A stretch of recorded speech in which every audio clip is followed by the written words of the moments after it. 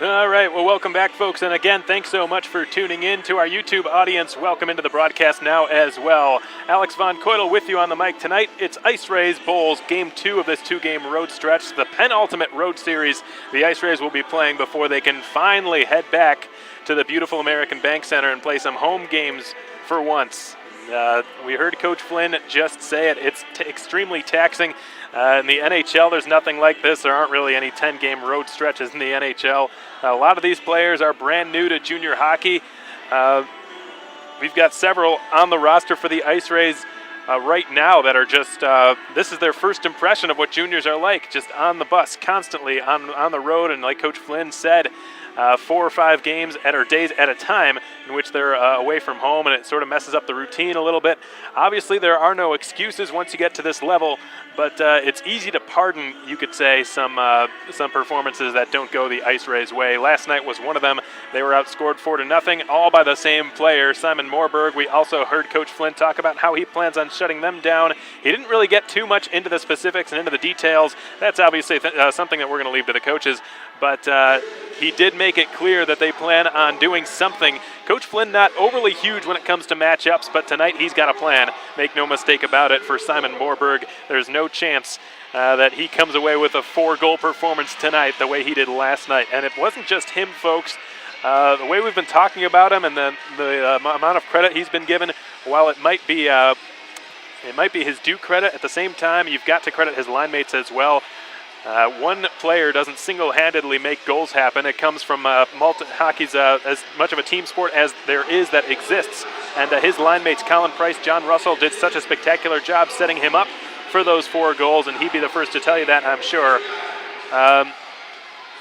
So it's not just going to be shutting down number 21, it's going to be shutting down number 9 and 10 as well. That's obviously the big threat coming from Amarillo, but like Coach Flynn just said, they've also got a very deep lineup, so the IceRays can't divert all their attention towards those 3 players, but at the same time, it seems to be pretty clear that in pairing up Matt Acioli and Connor Yanni potentially tonight, that will in all likelihood be the shutdown line that Ryan Anderson uses once the big boys are out there for Amarillo. The starting lineups will be read to you right now. We'll start with Corpus Christi. Pavel Koreshkov centering a line with Larry Youngworth on his right, and Riley St. Ange, with the tremendous performance he had yesterday, will be granted the start tonight. We called it with Matt Acioli and Connor Yanni being out there to start on D. And in net, Chad Veltri gets the start. The first time this weekend, we will see number 30 in red in action. He seems to have the Bulls number, played very well the last time he was here. Don't forget, folks, the last time Veltri suited up to play in this building and actually went out there and tended net, he was the South Division First Star of the Week. He had a 49 of 50 save performance the last time he played in this building. And it wasn't just that game. The prior night he did extremely well as well. And my broadcasting buddy Dennis J. Puska with the Amarillo Bulls talked about him. He's not happy that the Bulls will be seeing him again tonight. We'll see if he can have some sort of encore. If he does in any way, the IceRays will be looking good tonight. But like we said, folks, the Bulls starters, no surprises here whatsoever. Colin Price, Simon Morberg, and John Russell. They were the big boys yesterday, and I think will undoubtedly be their top line going forward for the rest of the season. Colin Price has had a really good start to his year, a bit underrated being with those 2 wingers that he's got. John Russell, who's already got 10 goals on his right, and then Simon Morberg with the 4-goal performance on his left. But Colin Price is the main playmaker up front for the Amarillo Bulls. He's the one who's making all these goals happen. On defense, Nikita Sokolov and Marcus Chorny rounding out the back end, and they're definitely a force to be reckoned with back there.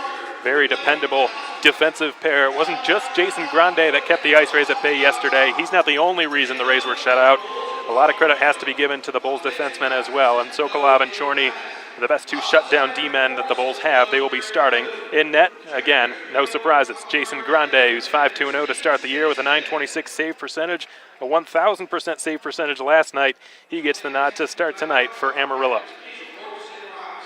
It's pink in the rink night here at the Amarillo Civic Center, so we expect it to be another fairly emotional night, just like yesterday was, obviously, with the tragic passing of Rocky Russo's father, Ronald. An emotional day for the Bulls community here in Amarillo, and tonight we expect that to be the case as well. The players stick tapping now as the ceremonial puck drop about to take place at center ice between a pair of number 20s, Alex Truscott, the captain for Amarillo, and Matt Acioli, an alternate captain for Corpus Christi. Ceremonial puck drop has just taken place, and the captains shake hands.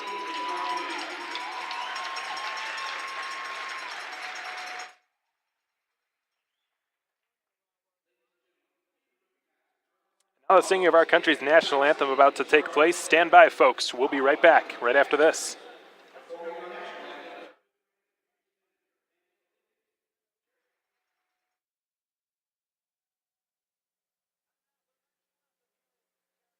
Now the singing of our country's national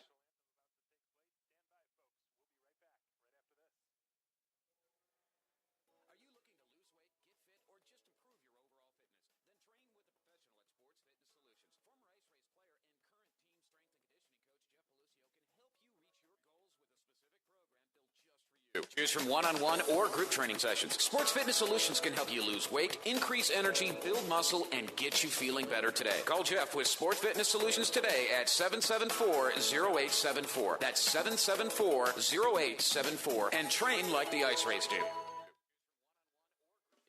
Luxury of bayfront living at Sendera Bay Point. Located on Enos Jocelyn Road, Sendera Bay Point is newly renovated with upgraded units featuring granite countertops, stainless steel appliances, and designer lighting. Enjoy an on-site masseuse, waterfront yoga classes, water aerobics, fitness boot camps, poolside towel service, Saturday morning homemade resident breakfast, and of course, stunning bay views. Visit SenderaBayPoint.com for more details. Mention this ad for a waived application fee. That's SenderaBayPoint.com.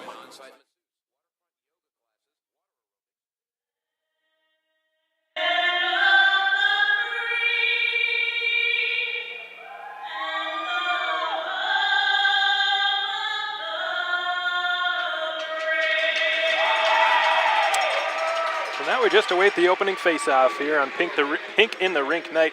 Hockey Fights Cancer night here in Amarillo. They always do such a spectacular job with that. Pink outfits scattered across the Amarillo Civic Center seats here this evening. It's a big one for the IceRays. Coach Flynn described it as the first must-win game of the season. They cannot afford to lose another one, certainly not without at least taking a point, as Riley St. Ange gives a little stick tap to instill confidence in his netminder Chad Veltri, who I don't think will need it. He's been so sharp, especially against Amarillo this season, and he's hoping the third time will be yet another charm as he takes on the Bulls once again. On the year, wholesale, he's got a .926 save percentage, which is equal to that of Jason Grande, Chad Veltri. 256 goals against average and a 3-3-1 record. Chad Veltri with 2 of those 3 victories coming right here in this very same rink.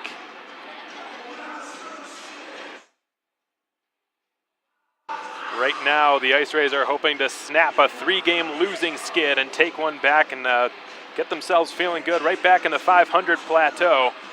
So far in this 10-game road stretch, I should say, they are 3-4-0. If they win tonight, they will be at an even 500 heading into the Topeka weekend. A week from today is when that series starts. It's a Saturday-Sunday game. And if I'm not mistaken, that Sunday game was pushed up to an earlier time, either 3:05 or 5:05 p.m. It's not going to be the 7:05 that it was originally scheduled to be, thankfully. But nevertheless, not the most ideal of schedules next weekend. The longest road trip the IceRays will have to make for the rest of the year will take place next weekend, and that will, what better way to cap off this 10-game road stretch.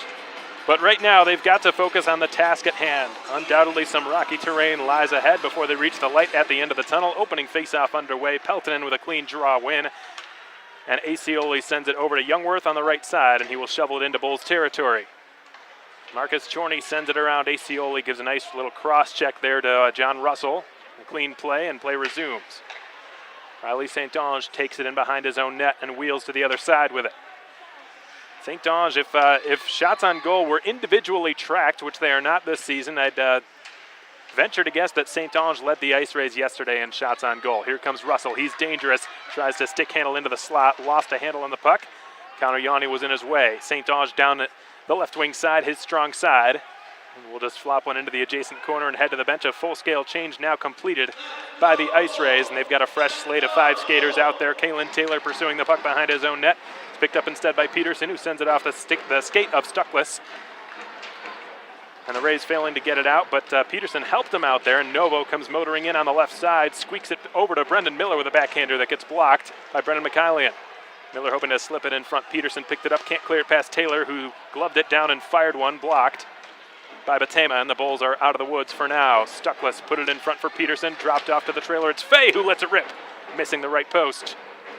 And Veltri escapes having to make his first save. But Stuckless dropped it off again for Fay. Nice little back check there by Koreshkov. The Rays fail to clear it. From the right side, it's Fay. Tough angle shot. We're going to see a lot of those, and Veltri's got his first save of the game.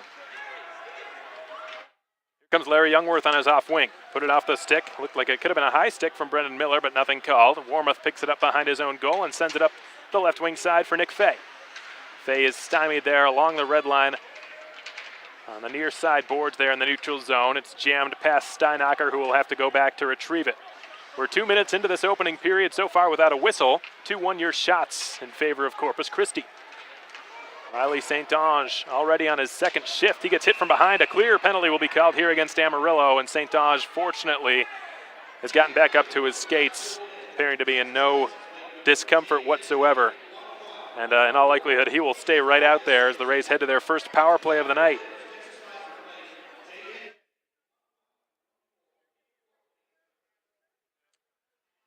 Let's take a look at our Ed Hicks Nissan 3 keys to tonight's game. Number 1, winning the net front battles. Coach Flynn talked about it. That's the way you're going to beat Jason Grande. And a scrap's going on for that face-off right now. D-to-D pass to St. Ange, who lets it fly, and it caroms off the backboards.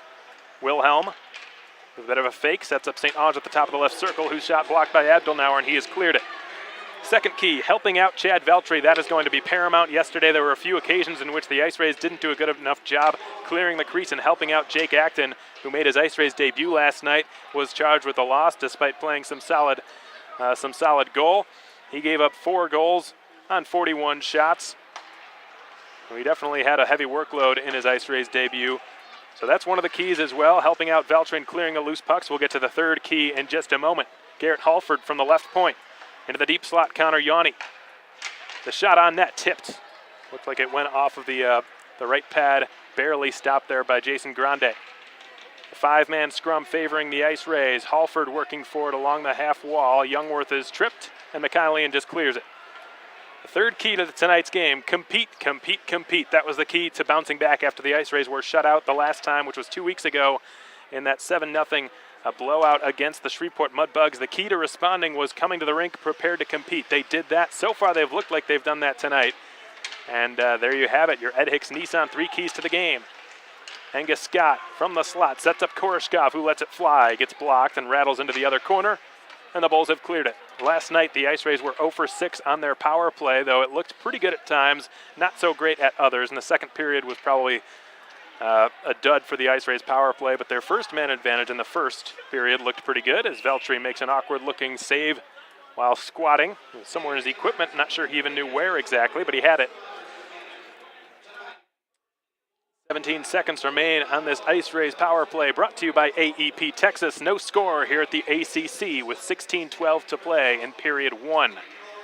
Thanks for tuning in on the IceRays Broadcast Network tonight, folks. HockeyTV.com and YouTube. Hope you're having a great Saturday night.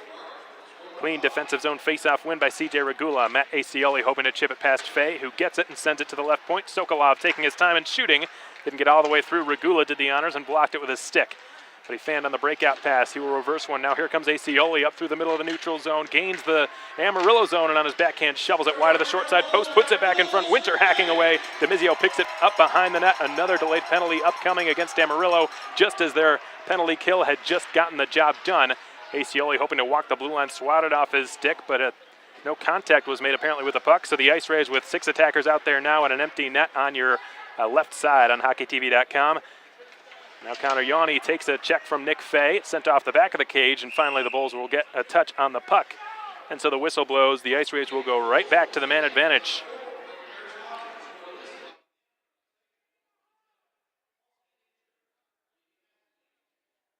The season, the Bulls with the 9th best penalty kill in the North American Hockey League at an 82.8% conversion rate. Oddly enough, that's only the 4th best in the South Division. Shreveport, Odessa, and Lone Star have had a stronger penalty kill than Amarillo, even though they're 9th best in the NAHL. So nearly half of the top 10 teams in the league, as far as the penalty kill is concerned, come from the South Division. And that tells you a lot about just how good South Division teams tend to be on the defensive side of the puck. That's just a trend that's been around this league for a long time, and it's certainly seeming to continue this year. By the way, the call was against Marcus Chorney for high sticking, so the Bulls probably their best penalty killer outside of their netminder, not available for the next 2 minutes. We'll see if the Rays can finally take advantage. It's their 8th power play of this weekend. They haven't converted yet. Riley St. Ange from straight away gives it back. Matt Novo, right circle, holds and shoots off the pad, and the puck's been cleared past a diving St. Ange and down. Wilhelm's going to be first to it, but he's got Truscott in hot pursuit of him right behind him. Truscott finishes the check hard into the corner wall. Wilhelm will try to chase it down. Peltonen helping him out now. We're a quarter of the way through this opening period at the ACC. It's a 4-minute double minor. So that was given some wrong information for high sticking against Marcus Chorney. So an extended IceRays power play they've not yet had this weekend. There must have been some blood on the ice. I did not see who was the victim on that high stick from Marcus Chorney. Riley St. Ange caught on a clear offside. That offside was brought to you by Ad Alliance. 3:09 to go on the penalty against Chorney. 14.5 to play in period 1. No score at the ACC. 4 shots on goal, 2 apiece. Thanks for joining us tonight, folks. And a fresh 5 out there for this IceRays power play. Brought to you by AEP Texas. Koreshkov winning the draw. Youngworth on his off wing. He likes to set up shop on the left circle on power plays. Coach Flynn on the drive up here, encouraging him to shoot a little bit more than he does. He's definitely got some hands, sort of a stick handle first player. Yanni returns the pass. Koreshkov goes down to the goal line. Angus Scott working the end wall. He sets up Halford, who's got some time. Halford at the left point, returning it. Scott left circle. Youngworth heads to the front of the net. Halford gets it in the deep slot. Fakes the slap shot. Sends it over. Koreshkov with a touch pass through the slot, and no one was there on the back door. It's normally where Youngworth is at, but he decided to go to the front of the net, and the Bulls have taken advantage of that miscue and have cleared. Nearly halfway through this extended IceRays power play. It's sent around to the far half wall. Youngworth's got it. Do my best to compensate for you folks tuning in on HockeyTV.com. The far side, to those of you tuning in, is the opposite of what it is to me. I'm standing on the other side, so if I say near side when it's on the far side, my apologies in advance for the confusion. Brendan McKylian rips it off the glass and rims it down ultimately, and Chad Veltry's going to touch it. And now we're exactly halfway through this 4-minute power play for the IceRays. They've dropped the first of this 4-minute double minor. Trevor Wilhelm will start the breakout for his team. Nice little touch pass over to Riley St. Ange. It was a rink wide one. St. Ange brought down as he entered the zone. Abdelnauer hoping to reverse it. 6-man scrum going on down there that's equally divided. Abdelnauer ending up with it and clearing it just past the outstretched stick of Alexei Peltonen and down at Karams off the side wall. Veltry leaves it for Wilhelm, who will attempt the stretch pass. It deflects off the stick of Sokolov. Warmoth going back to get it. He will rim it to the far side and jumps over Peltonen's stick and down. IceRays haven't yet set up shop too well in the offensive zone, save for that first little surge that they had at the very beginning. For the last minute or two, for the most part, it's just been regrouping and trying to establish a foothold in the offensive zone. Bulls are 3/4 of the way through this. 55 seconds to go on this power play for the Corpus Christi IceRays, who have not scored a power play goal yet in this weekend series. Koreshkov flies it on net. It's gloved and snagged by Jason Grande on that neutral zone shot from the Russian. Pavel Koreshkov scored his first ever goal in junior hockey in this rink 3 weeks ago. Back on October 7th.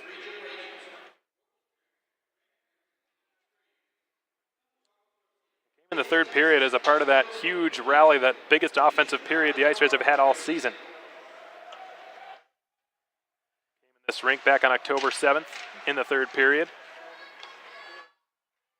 Held alive at the right point. Yanni sends it over to Halford at the left circle. Got Youngworth.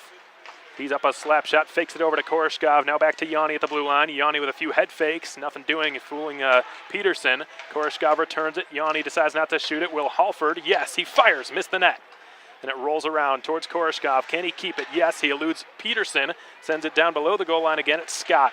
Angus Scott with time running down to the power play. Yanni with Halford on his left. Finds him with the pass. Halford missed the right side post with the weak shot. Well-timed one at that, but it missed the net. Halford intercepting the clearing attempt out at center. And in the meantime, the Bulls have really done a good job killing off that 4-minute IceRays power play without their best penalty killer, Marcus Chorney, their best shutdown defenseman, unavailable for all 4 minutes of it. Down goes Regula with Mikhailian. Here come the Bulls. Brought down the left wing side by Steven Rex, who closes in on the corner. And he's outnumbered down there. Bud Winter surrounding him with Connor Yanni, who will rim it around to the left point. It's going to be held in the zone easily and flung back behind the net and around the end wall. Warmoth pinching, gets past Regula, jamming away with the 6'3" power forward for the IceRays. Down goes Rex. Stays in play. No penalty will be called. A wraparound attempt to the other side. Warmoth will let a wrist shot go, blocked by Regula, who hacks it off the glass and out. That was Winter, rather. Regula will pursue it. We're nearly halfway through this opening period. No score for either side. 3-3 now your shots. Sent out to the Bulls logo at center. Marcus Chorney off the intercept. Flies one in off the left corner, boards it, bounces. Bud Winter on the other side. Airmails one out to the neutral zone again. Chorney settles it down and saucers one off the half wall and out to center again. Acioli. We might have had some sort of illegal line change. The linesman came over. That was not the referee who made that call. The linesman skated all the way over to the IceRays bench, and this is going to be a too many men on the ice penalty, if I'm not mistaken, against Corpus Christi. Brian Gorkoff saw it happen. One of the linesmen tonight, he skated right over, and yes, it is too many men on the ice. Coming at 9:50 of this game, Bud Winter will serve the penalty, and for the first time tonight, the IceRays go to the penalty kill, brought to you by Republic Services. The most common of calls, too many men on the ice. Linesmen have to be really sharp to notice that happen. Not always obvious. Sometimes it is, most of the time it is not. Nice little backhand pass from Detema. Showing poise here is Moorberg, who sends it down to the goal line and gets it right back. And Stuckless lets it fly. It gets blocked, I think, by Acioli. Now Warmoth takes the check from Mattis Havrila. Nice defensive play. And Havrila outlets one too far there for Halford, who will gun it down. And off the left corner, boards it Karams. Price is wrapped up by Halford, who's outnumbered 4-1. Just doing some good work down there behind the net to kill off a few precious seconds on this Bulls power play. 7th best in the NAHL. Amarillo on the man advantage. Best in the South as well, coming in at a 24.1% rate this evening. Nice little walk at the blue line by Moorberg. Moorberg into the deep slot for Stuckless, who will give it over. Warmoth lets it go. Glove save by Veltri.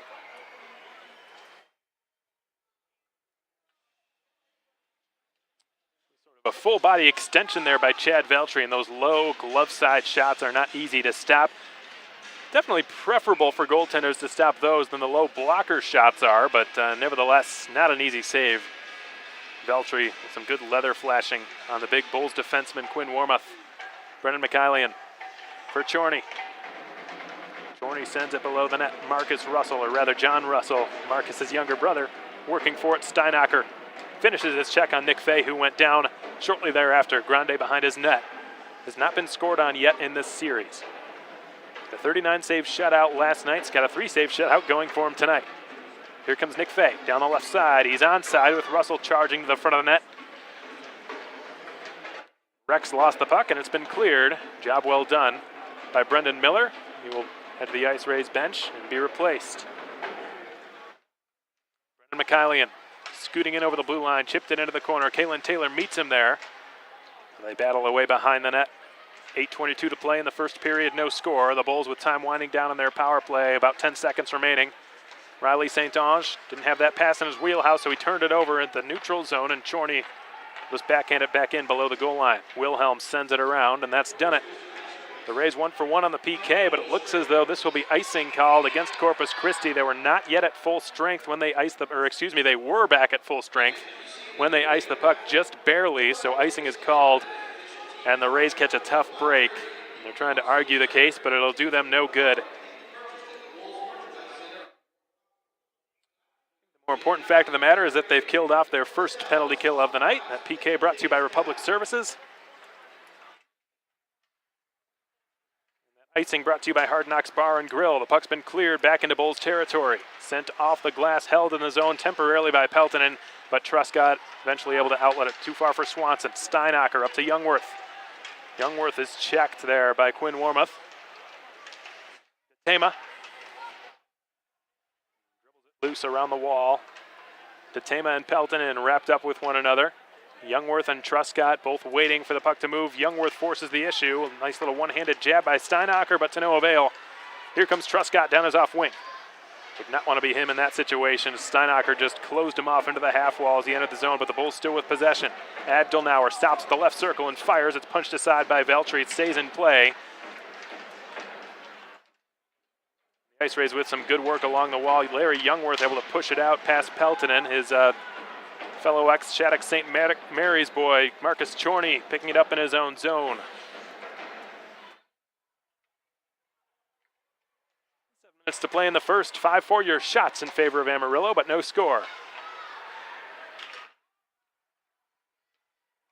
DiMizio gets the pass on the left side and shoots. Stick save made by Grande. It's backhanded around the end wall. Rex with Abdelnauer trying to help him out. Regula turning on the gas on the forecheck, not giving the Bulls much room or time. DiMizio comes up with it, sends it to the right point. It's Connor Yanni who sends it around the walls. It ricochets right to Angus Scott. 20-year-old power forward wrapped up by Sokolov. Didn't have a whole lot of real estate to work with. Scott finishes his check hard on Sokolov. Get a little bit of comeuppance. CJ Regula steals it at center ice, sends it back over the blue line. Scott down the right wing side.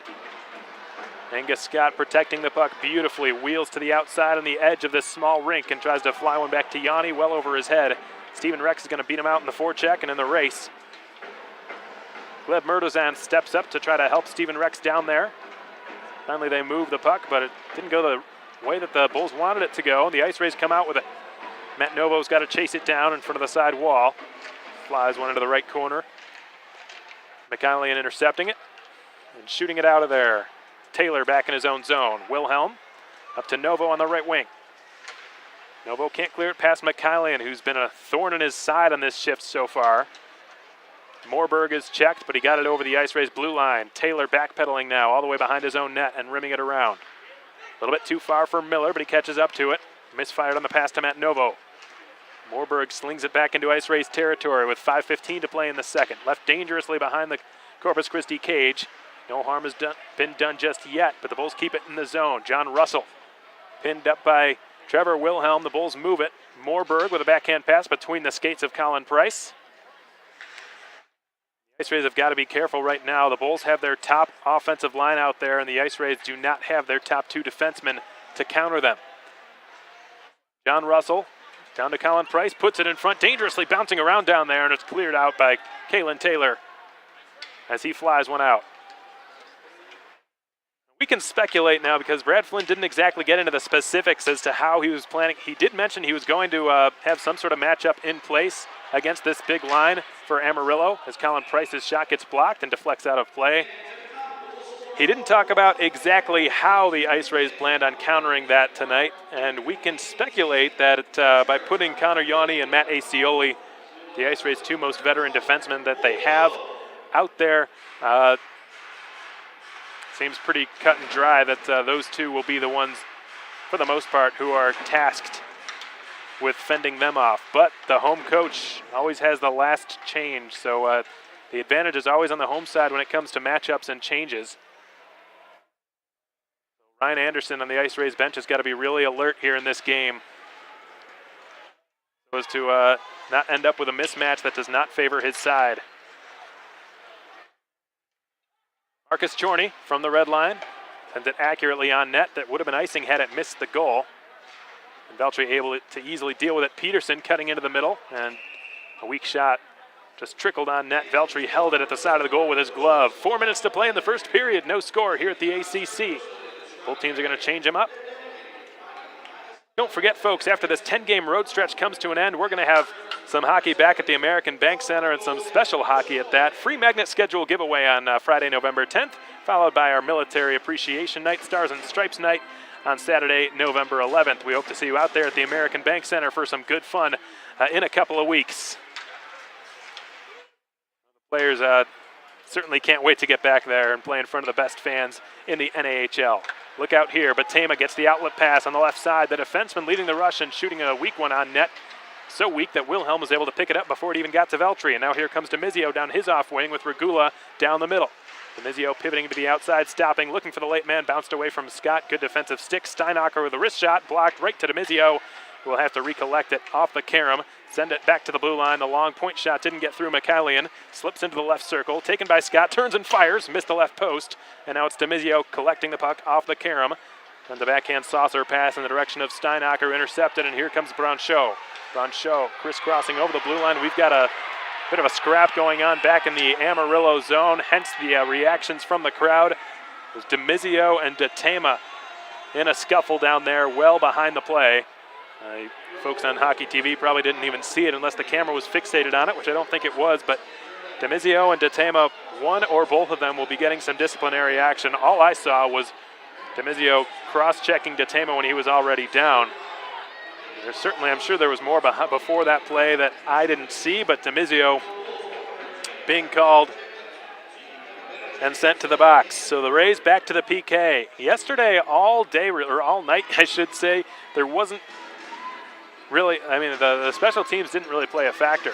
There was only one power play goal out of, well, there were 13 opportunities between both sides on the man advantage, and only one time was there a goal, and it was at the very end when the game was well out of reach.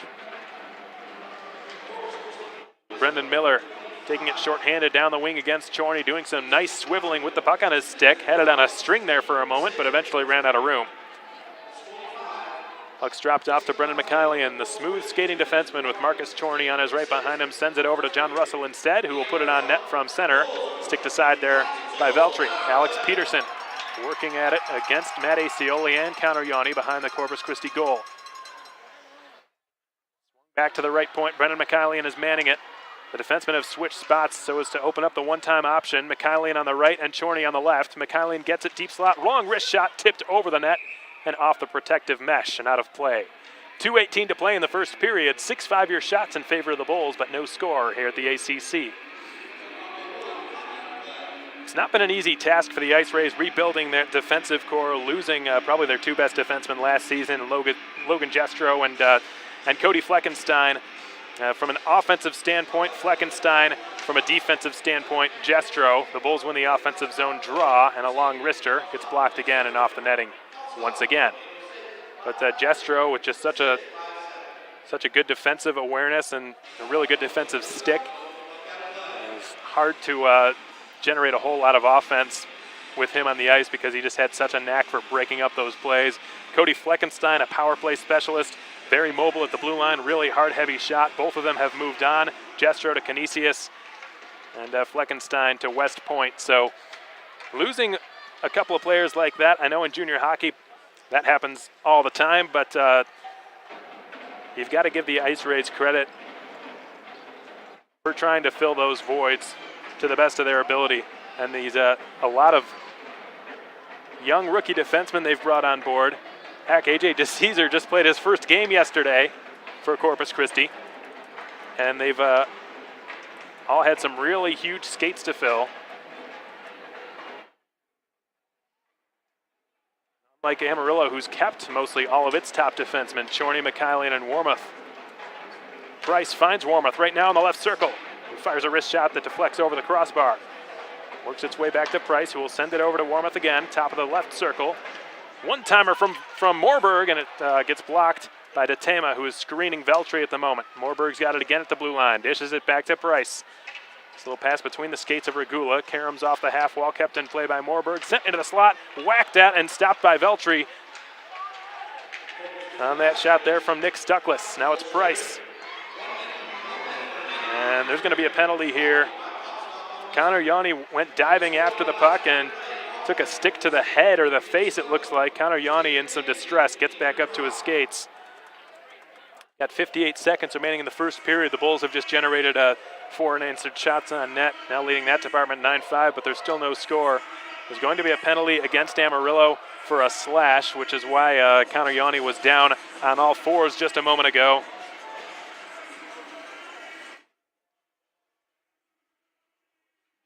The Rays go back to the power play already for the 4th time tonight.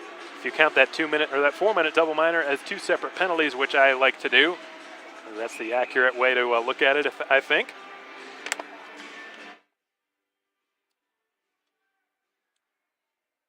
Unless the IceRays score on this man advantage in the next 52 seconds, then they're going to have some power play time bleed into the second period here. So Steven Rex picks it up and will try to kill off as much time as he can. He's got 4 IceRays surrounding him, and they dig it loose. Riley St. Ange comes away with it. Ange drops it. Trevor Wilhelm. Left it off again. Here comes Peltonen. The last man back, but the first man across the blue line. Miller into the deep slot. 2 IceRays were in the same spot. That didn't look pretty. St. Ange coughs it up, and here comes Abdelnauer with Rex on his right. Abdelnauer holds on in front for Rex, deflects off his skate. The pass wasn't in the wheelhouse, and the IceRays come right back up the ice. Everyone buying into this attack here with 10 seconds to go.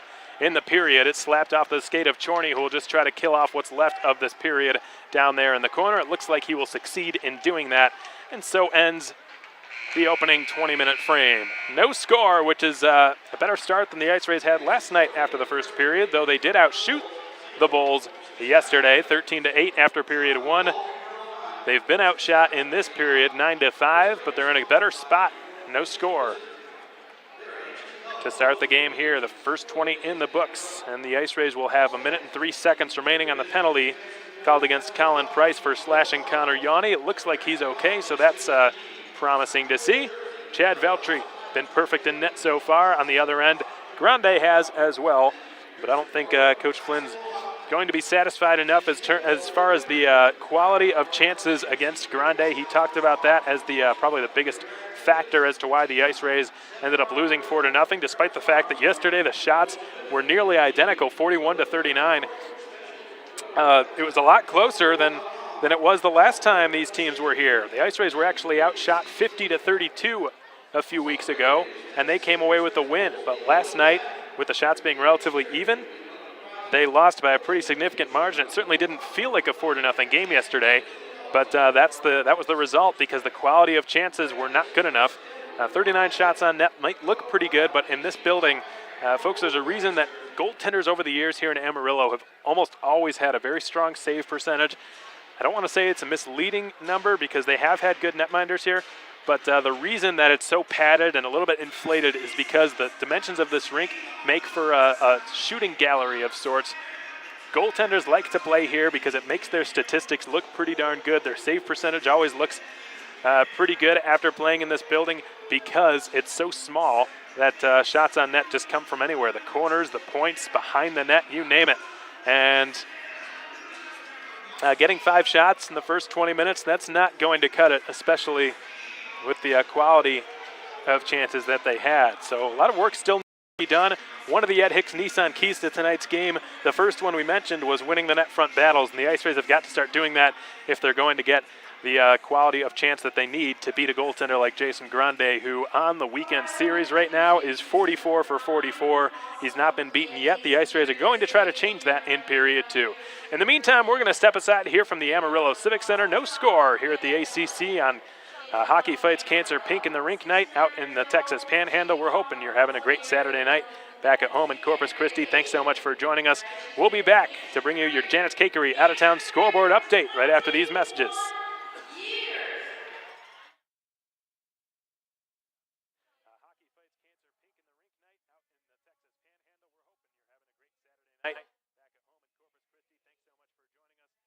Back to bring you your out-of-town scoreboard update right after these messages.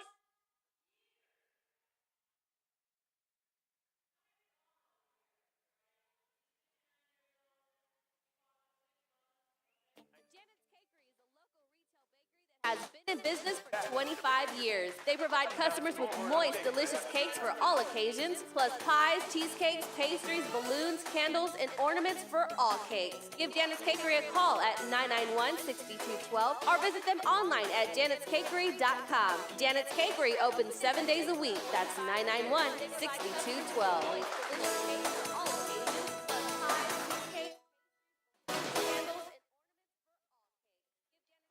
Nickel is home of the Guaranteed to Sell classified ads, covering all Corpus Christi communities within a 75-mile radius. Place your personal classified with us, and if it hasn't sold in 4 weeks, we'll run it for free until it sells. Visit us in the Gulfway Shopping Center or give us a call at 361-980-0008 or online at cc.thriftynickel.com. Thrifty Nickel, where you get nationwide coverage with hometown service.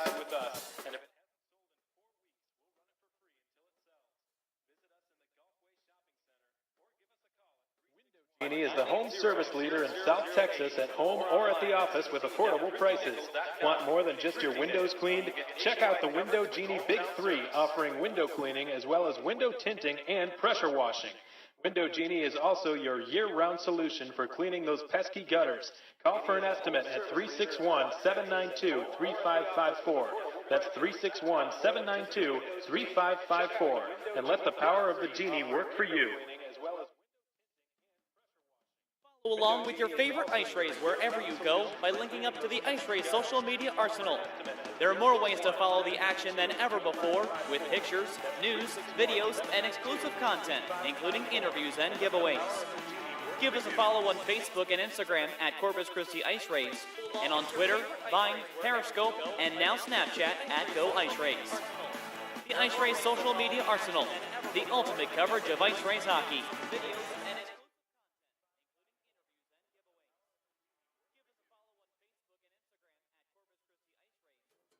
Radiology and Imaging is the official imaging center of your IceRays. The Best of the Best award winner 7 years in a row provides diagnostic imaging services in a caring, comforting patient environment with leading-edge imaging technology. Their extensive expertise in medical imaging allows them to not only give physicians and patients the very best in service and care, but your IceRays as well. So the next time you need imaging done, call Radiology and Imaging at 853-4503. That's 853-4503.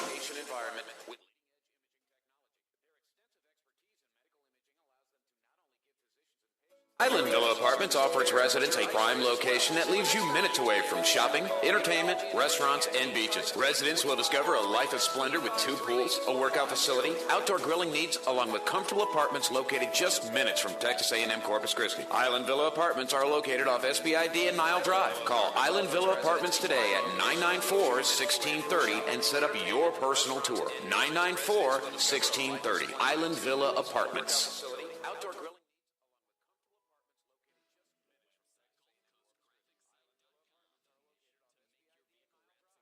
The biggest, the brightest, and the best in the Coastal Bend. Gulf Coast Graphics has been right here in the Coastal Bend since 1987. Wrapping, designing, and producing some of the hottest graphics between here and those other 2 coasts. Gulf Coast Graphics is the industry leader and the only Feller certified wrap shop in the Coastal Bend. You might even say we're Rapalicious. Gulf Coast Graphics has the best graphics designers, the best installers, the most cutting-edge equipment in the industry, and the most innovative and creative staff around. So when you want your business to stand out, the website, GulfCoastGraphicsSite.com. The mission, to make your vehicle wraps and graphics the biggest, the brightest, and the best in the Coastal Bend. Gulf Coast Graphics wraps, make signs, stickers, banners, vehicle magnets, and t-shirts too. Go on, we dare you to stand out in the marketplace. Call the Wrap Masters at Gulf Coast Graphics. Call 854-0213, 854-0213.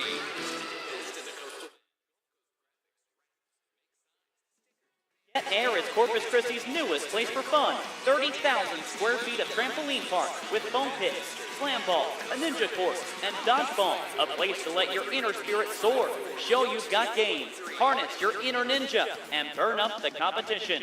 For parties from 5 to 500, kids, corporate, and adult team building, it's the #1 place for fun in Corpus Christi. Get out. Get active. Get Air. 4701 South Staple Street in Corpus Christi. Are you running a business with cell phones?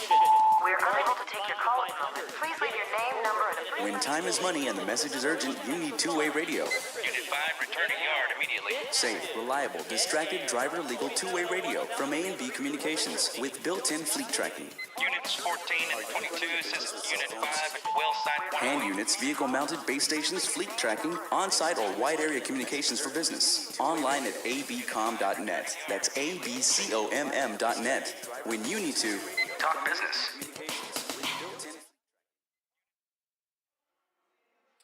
All right, welcome back, folks, and thanks for sticking with us. You're listening to IceRays Hockey on HockeyTV.com and YouTube.com as well. We've got no score here at the ACC. The IceRays in a pretty solid spot. They've got about half of their 2-minute minor power play to work with once they come back to start period 2. About 9 minutes remain in this intermission. Let's take a look at, as promised, our Janet's Cakery out-of-town scoreboard update. Starting out east, the Northeast Generals hoping to get the sweep against the New Jersey Titans, but they're tied up right now at the New England Sports Village in Attleboro, Massachusetts tonight. 3-3 the score.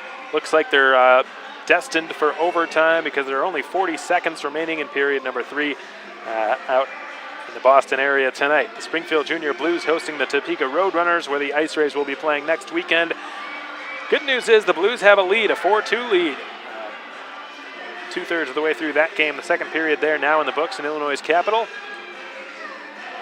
And the IceRays hopeful that the Blues can hold on to that 4-2 edge over Topeka, because if they do, and that just means the IceRays are that much closer, should they win tonight, to catching the Topeka Roadrunners in the standings. The Cooley Region Chill, who've had a very rough start to their year, no score as they host the Janesville Jets. That game in the exact same spot that we are in here at the first period in the books. The Brookings Blizzard hosting the Austin Bruins tonight, who have a 1-0 lead over the hometown Blizzard. Victor Ahlberg, the Swede, scoring for the Bruins to get that game started. Minnesota Wilderness also taking the lead on the road tonight in the ex-Amarillo Bowl. Costa Liquorezos, who's had a tremendous season up there with his new team, the Minnesota Wilderness, scoring the lone goal late in period 1 to give the Wilderness a 1-0 lead. And the 2015 Robertson Cup champions hoping to finish the job against Scott Langer and the Aberdeen Wings. The Minot Minotauros in Bismarck taking on Lane Sedavi's Bobcats. They've got a 2-0 lead over Minot tonight. Stacco with another goal for Bismarck. Boy, has he been a player worth watching this season. Seems like every time Bismarck scores, his name is on the sheet. He's got 7 goals in 15 games. Adam Stacco definitely had a good showcase against the IceRays about a month ago. And Marty Murray's Minot Minotauros, that's a bit of a tongue twister. Marty Murray, of course, the head coach up in Minot. He's got some work to do to come from behind against Bismarck. Now to the south, Odessa in Lone Star. The Brahmas defeated Odessa yesterday in overtime, if I'm not mistaken. That game scoreless right now, pretty early on at Nitex. And the only 2 games we have not mentioned will not be played until a couple of hours from now. The Fairbanks Ice Dogs hosting Shreveport, and the Minnesota Magicians taking on the Kenai River Brown Bears. Shreveport, by the way, ended up losing to Fairbanks, which is more good news for Corpus Christi. They don't want their South Division rivals winning any games against these teams from other divisions. All that would do is hurt them. It doesn't matter what these other divisions look like. It only matters to the IceRays what the South looks like. So, good news so far, because Springfield ended up beating Topeka last night in a shootout, though the Roadrunners did get a point. They did not get both points, and tonight Topeka losing 4-2 to Springfield. And also last night with the Fairbanks Ice Dogs beating Shreveport in regulation, that prevented the IceRays from falling into a deeper hole in the South Division. But they don't want to rely on other teams losing. They want to rely on themselves winning, and that's what they're going to try to work on for the next 40 minutes. Right now we've got no score here at the ACC. We're going to take one last commercial timeout. When we come back, we'll have second period action for you on the IceRays Broadcast Network. Stay tuned, folks. We'll be back.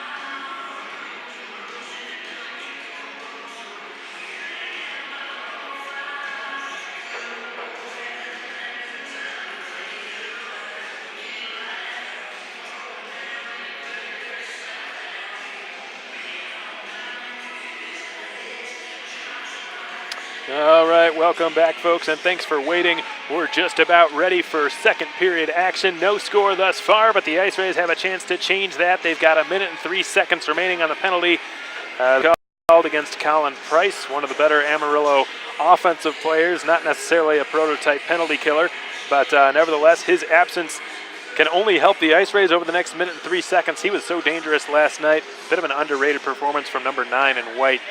He was the third star of the game, so I guess he did get some of his due credit, but he was the biggest reason that Moorburg had that 4-goal performance that he did. He was sort of the backstrom, and Moorburg was the Ovechkin, if you can understand that metaphor. Right now, the IceRays they're a little bit late getting out of the tunnel. Brad Flynn and Ryan Anderson were looking down there, wondering where the boys were, and finally they hit the ice. And they have to skate around a little bit. Not sure what took them so long. The Bulls have been out here for a little while waiting, getting ready. They've been ready to go, and the IceRays are just now hitting the ice. Some positives to be taken from that first period, but power play did not look so sharp, especially towards the end. It started off all right in the first minute or so. The right plays and the right passing plays were made, but execution just wasn't there. But for the majority of it, say from probably on that 4-minute double minor power play the IceRays had, that's the closing 3 minutes of it. It was almost all spent chasing down the puck in the defensive zone, recovering it, and starting it back up ice and trying to establish some sort of foothold, and they couldn't do it. Amarillo was just too quick at getting a handle on the puck and clearing it down immediately. They don't mess around. 9th best PK in the league coming into tonight's game, Amarillo. And the IceRays power play, well, we've made note of it all season, it has struggled. We talked about earlier in the first period how much losing Cody Fleckenstein would hurt the man advantage this season. A huge part of the reason the IceRays power play was successful last year was because of him, number 5, last season for Corpus Christi. He just ran things from the blue line. And tonight, the IceRays' primary offensive defenseman, Blake Coffey, is a healthy scratch.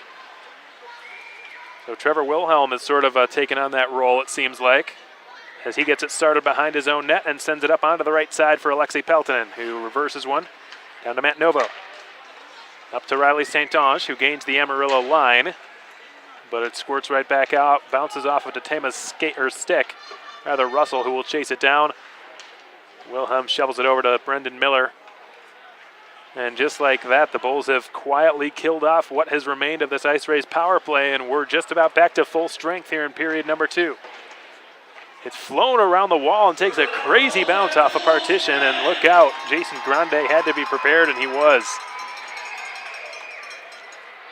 That one bounced off a stanchion, ricocheted right into Jason Grande's equipment.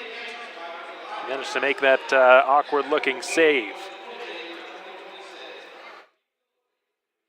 The bounces off the walls in this building, not quite as strange as they were in Shreveport a couple of weeks ago, but they certainly do exist and happen from time to time. And Coach Flynn said it, he wants to see his team dump the puck more in this rink, dump and chase.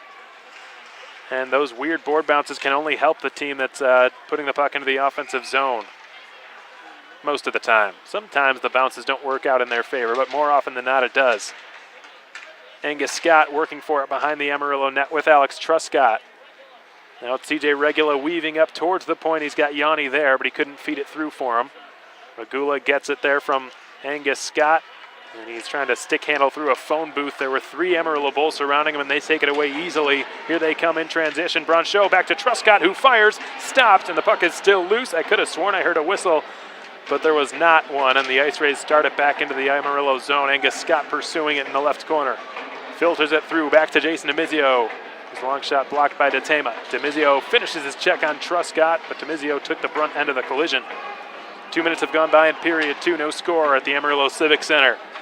The Bulls out shooting the IceRays, doubling them in the shots department 10-5. Here comes Swanson across the blue line, defended by Acioli. Backhand shot punched away by the blocker of Veltri. And on the rebound, pad save, and the second shot stopped again by Veltri, who looked behind him. He had thought maybe it squeaked through his 5-hole, but he was able to rob Colin Price from point blank range. Probably the best save of the game so far for Chad Veltri.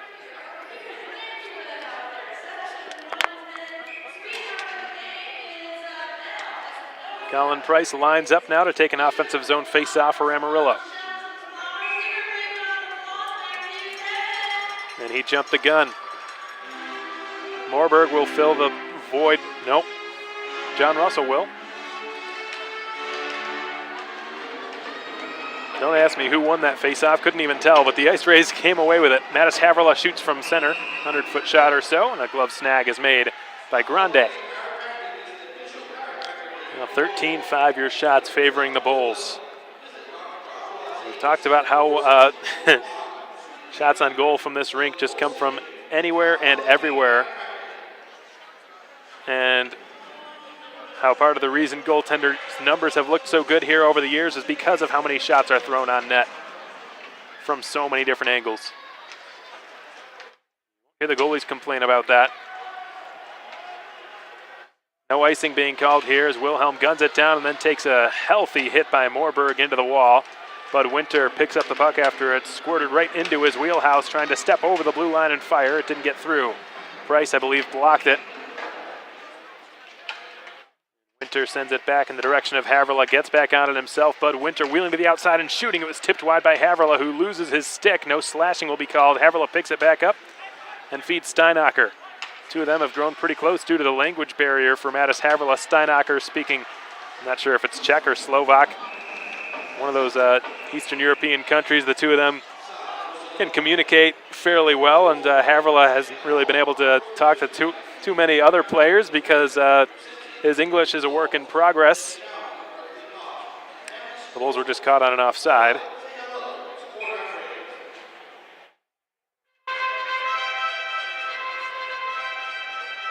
Offside presented by Ad Lyons. Korshkov with a clean neutral zone face-off win. AJ DeCesar. One up to Novo, who lost it in the neutral zone. Marcus Chorney angles one off the sideboards. It went off of the linesman's skate.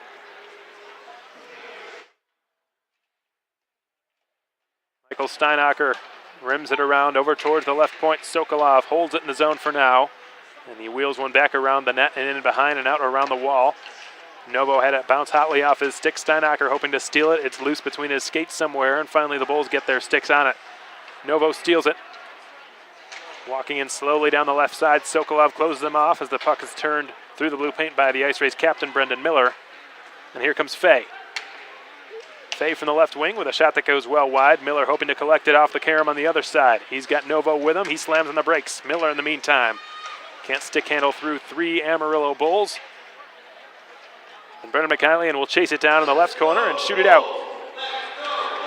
Picked up by Peterson. Has a nice little toe drag and a backhand shot is stopped by Veltri. Did that toe drag and then sort of played the puck from behind his skates, between his skates and out towards his backhand side, where he shoveled it on net. Veltri able to make the stop. Just quietly slinging together a very strong performance in net tonight. Puck is dropped off and shot. Score! Brett Abdelnauer. The pass from Sokolov. I think it was actually a shot from Sokolov, and it was a broken play, certainly. Abdelnauer blocked it, picked it up, and just flung it on net. It went over Veltri's glove into the top corner. And finally, the Amarillo Bulls have drawn first blood. About 4.5 minutes into period two. It's 1-0 Amarillo.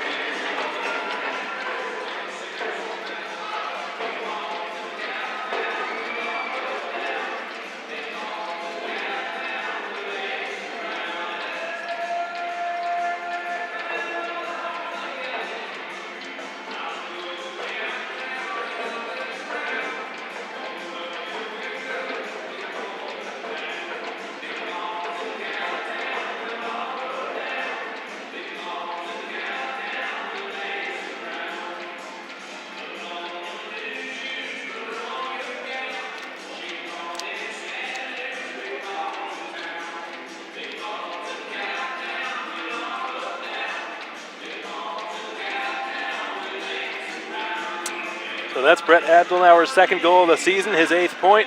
Now a +4, and that was just a perfectly placed shot. Sort of an unexpected shot.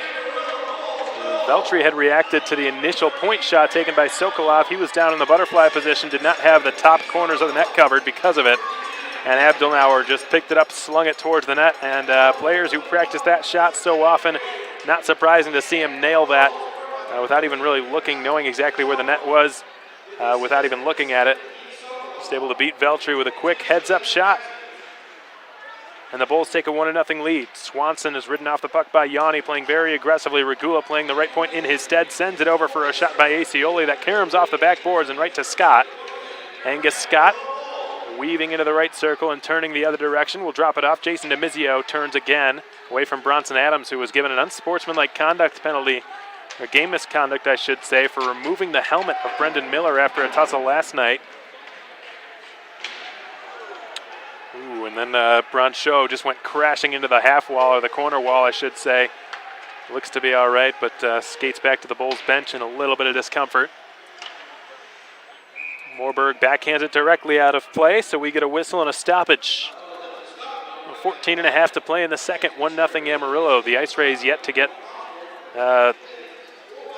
really any offensive zone time in this second period so far. Peltonen with a clean neutral zone face-off win. Here's Trevor Wilhelm. Corpus Christi still looking for its first goal this weekend.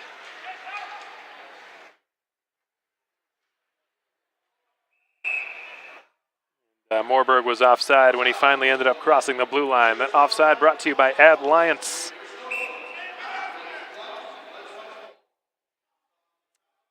Coming into this weekend, it was something we made mention of about how well the IceRays have historically played in this building. And Brad Flynn attributed the team's success not to anything he really did or said, but to the way that the team has played here. They've used the dimensions of this rink to their advantage in the past, and this weekend they just haven't found a way to do that. They had been 6-0 in their last 6 appearances here at the Amarillo Civic Center until yesterday, and had outscored the Bulls 24-9 in that stretch until yesterday. Alexei Peltonen gets the pass at center, gains the blue line, sends it over to the left wing side. A shot from St. Ange, down he goes. Will this be tripping? No, it will not. The shot was stopped. Turnaround shot again, shoulder saved by Grande, and the rebound was sent wide. Steinacker jumps down the right half wall, forces McCallion to push it behind his net instead of up the boards. It's rimmed around. A fresh change underway for the IceRays, but Havrila could not keep it in the zone. Icing is the call against Amarillo.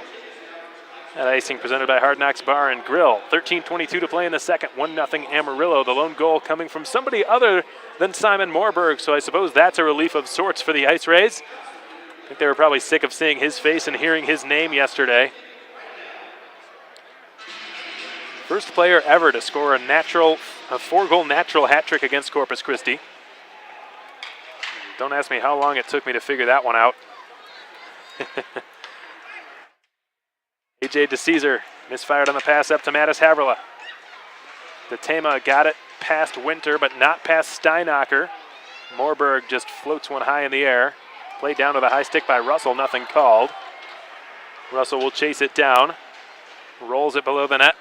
Steinacker sends it right back the direction from whence it came. Halford up to Havrila. Pass misfired to Winter. Here comes Halford, who's got some speed in the left circle. Shoots! Glove save by Grande.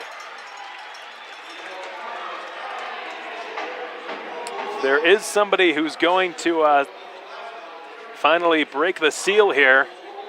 Garrett Halford would probably be a pretty good bet.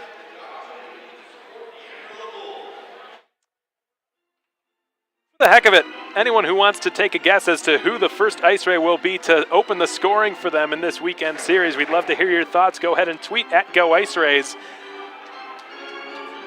And because this is just a sudden spur of the moment kind of thing, there's no prize I can offer you other than your own pride. But go ahead, take a guess. Tweet at us. We'd love to hear who you think the first IceRay will be to score this weekend. The shot was blocked and it deflects out of play in the Corpus Christi zone. Nick Stuckless, who made his Amarillo debut yesterday, already being given some power play time for the Bulls, though he did not manage a point yesterday. He had a pretty solid performance.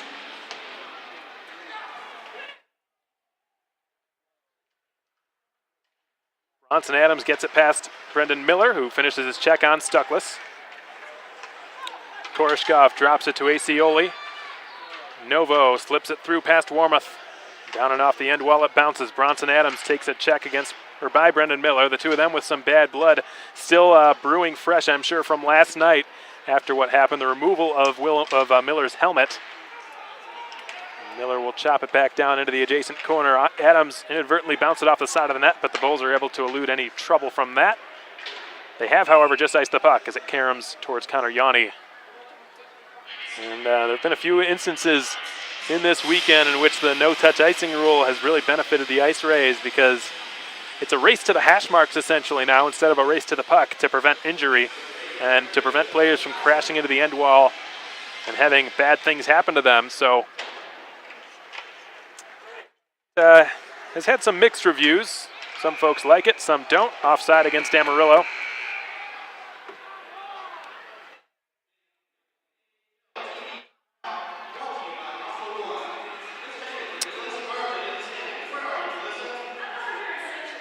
We're going to head to our first period media timeout here at the Amarillo Civic Center. 11:48 to play in period 2, 1-0 in favor of Amarillo. 15-10 your shots also in favor of the home side Bulls. We'll be back right after these messages. Stick with us, folks.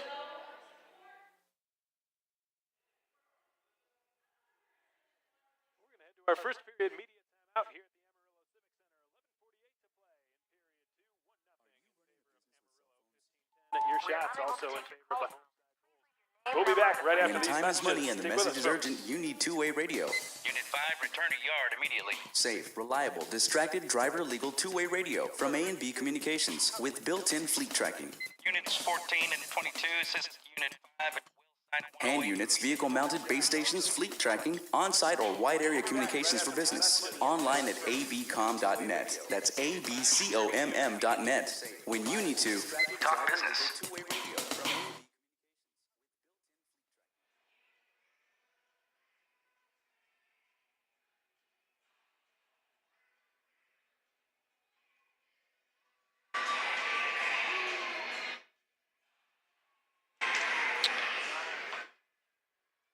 So the neutral zone faceoff is won by Amarillo as Moorburg enters the zone, takes a big hit by Angus Scott, got the shot on net. It was stopped easily by Veltri, and here come the Rays on a 3-on-2 developing. It's sent off the boards, and it bounces right to Angus Scott, who spins one down towards Regula. Through him, DeMizio goes up with Chorney working for it behind the Amarillo net.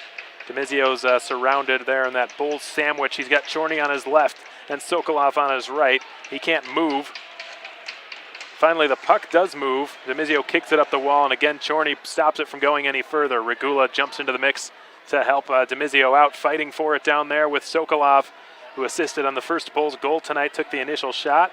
That got blocked and was ultimately spun past Veltri by Abdelnauer. Regula finally gets the puck free, sends it up to Wilhelm, who will slap it now to DeMizio, who turns it towards the net, blocked by Chorney's skate, and Chorney will flip it off the glass and out.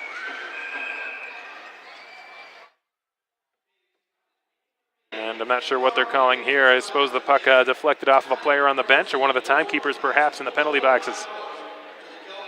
So far in this second period, there haven't been any penalties called. There was one to start the period for the IceRays, but it was killed off with relative ease. I'm not sure the Rays even got a shot on that power play that they had that bled over from the first period into the second. But the regulation time's nearly halfway through, as Rex will send a backhand shot wide of the glove side, or rather the blocker side of Veltri. And now Youngworth skates it up the right wing. Fires it off the blocker of Grande. Karam's right to St. Ange, who turns it on net. And again, Grande making the stop. Karam's off the corner glass, courtesy of A.J. DeCesar. And now it's Mikhailian. Up to Rex from Abdelnauer. Rex chips it past DeCesar. Steinacher back to fetch it. Angles one off the boards, and now it's sent over towards Youngworth by Riley St. Ange. Youngworth driving it on Mikhailian, shooting, hit the side of the net. Youngworth goes crashing into the glass, and Mikhailian takes over for Amarillo. Nice outlet, perfectly on the tape for Stephen Rex, and here he comes. Matt Acioli defending him. Inside move there. Rex gets brought down. by Michael Steinacher as he tried to cut into the middle of the slot to get a better quality chance off his stick. Truscott hoping to stymie the progress of Youngworth, who's knocked off the puck. Bronson Adams up to Truscott on his off wing, hoping to settle that puck down. It was wobbling and bouncing every which way. It caroms off the linesman not once but twice. Acioli is checked into the end wall, and Adams will send it out in front diving. Glove save is made by Chad Veltri after it bounced unexpectedly off his stick. 9.5 to play in the second, 1-0 Amarillo. Brett Abdelnauer, your lone goal scorer tonight. It's been a thorn in the IceRays side of sorts. That's sort of what he does. He brings a heavy forecheck, a run and gun sort of game. It's kind of funny that his name is Abdelnauer because he reminds me of a player on the Detroit Red Wings named Justin Abdelkader, who plays a very similar way. Looks pretty similar out there when he skates and when he forechecks. Same handedness and everything. Different number, but still a little bit creepy.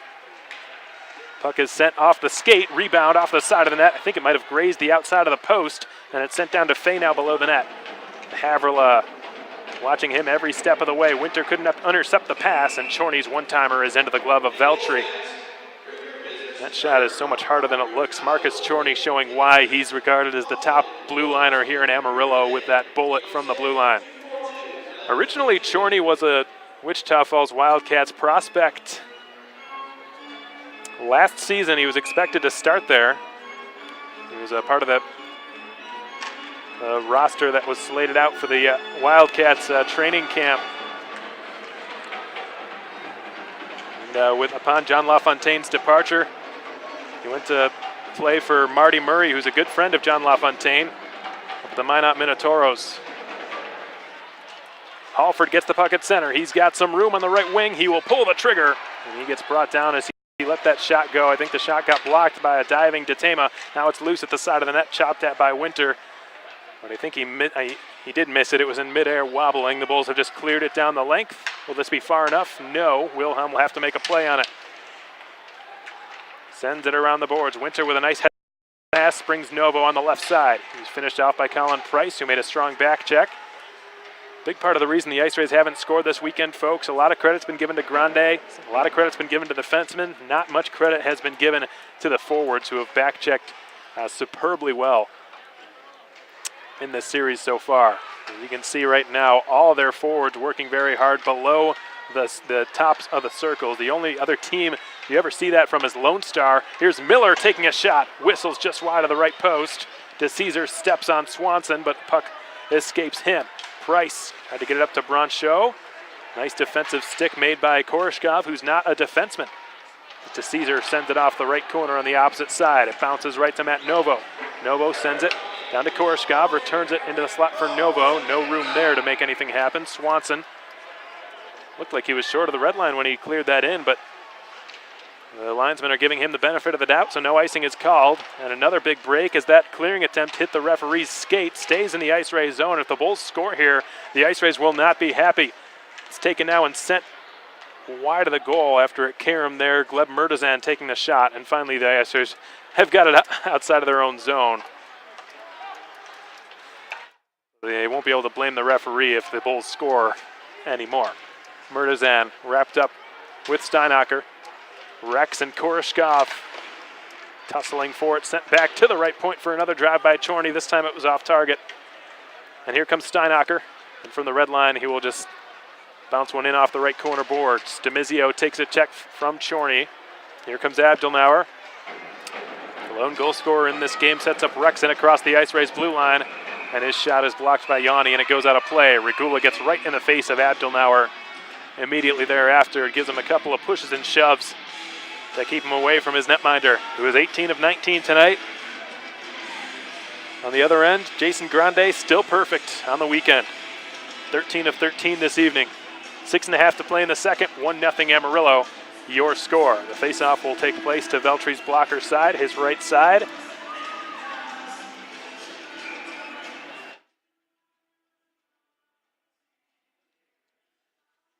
The IceRays will not have another game until a week from today. It's a Saturday-Sunday series in Topeka next weekend. Get an extra day to rest, but all that means is they will have one fewer day to rest for their their homecoming on November 10th. Katema up to Sokolov. Pass broken up by Connor Yanni off the interception in the mid-slot. Trying to wheel it up to the left side. Couldn't clear the zone. He will try again the other direction. This time he gets it off the glass and out. Sokolov gloves it down and bats it towards Youngworth, or rather DeMizio. Scott checking the stick of Nick Fay. Able to jimmy it loose, and DeMizio centers. Nice pass. Regula's point-blank shot is stopped by Grande, who didn't give Regula a whole lot of room.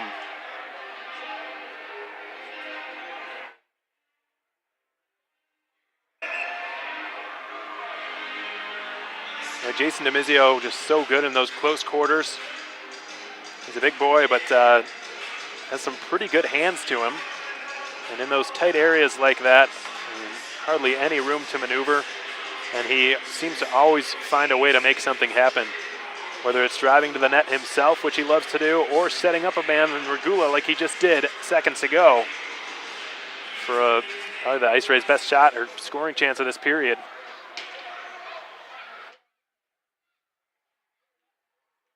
Swanson hoping to slip past Yanni, can't do it. DeMizio with a ripper of a shot that's dealt with by Grande. Sent past DeMizio, back to Acioli at the left point, who will return it now. DeMizio sends it to Regula.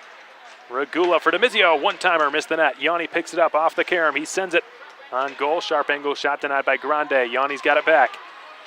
Sends it below the net again. It's Angus Scott pinned up by Warmoth, and Truscott picks it up for Amarillo. Can't get it past Acioli. Broncho could not either. Acioli with 2 consecutive keeps at the left point. Sent over slowly towards Peltonen, who will try to roll one down. Angus Scott sends it off the boards, and the pass back to his defenseman, fresh off of a line change in Kalen Taylor. Angus Scott goes down. Acioli will have to pursue that puck in his own zone. Broncho finishes off the check on him. 5:10 to play in the second. IceRays have still not scored this weekend. They trail 1-0 in this game. Acioli's got it in his own zone. Kalen Taylor. Acioli's been out there a long time. He needs to get to the bench for a line change as soon as possible. Here comes Riley St. Ange. This should give Ace the chance to head to the bench, and it does. And Grande will pick up that puck after it bounced off the end boards, and the Bulls immediately swarm Riley St. Ange, who was a little bit too nosy for their liking, digging around the net, hoping to find a second chance. Pop off of Grande somewhere, but there have not been a whole lot of those this weekend at all.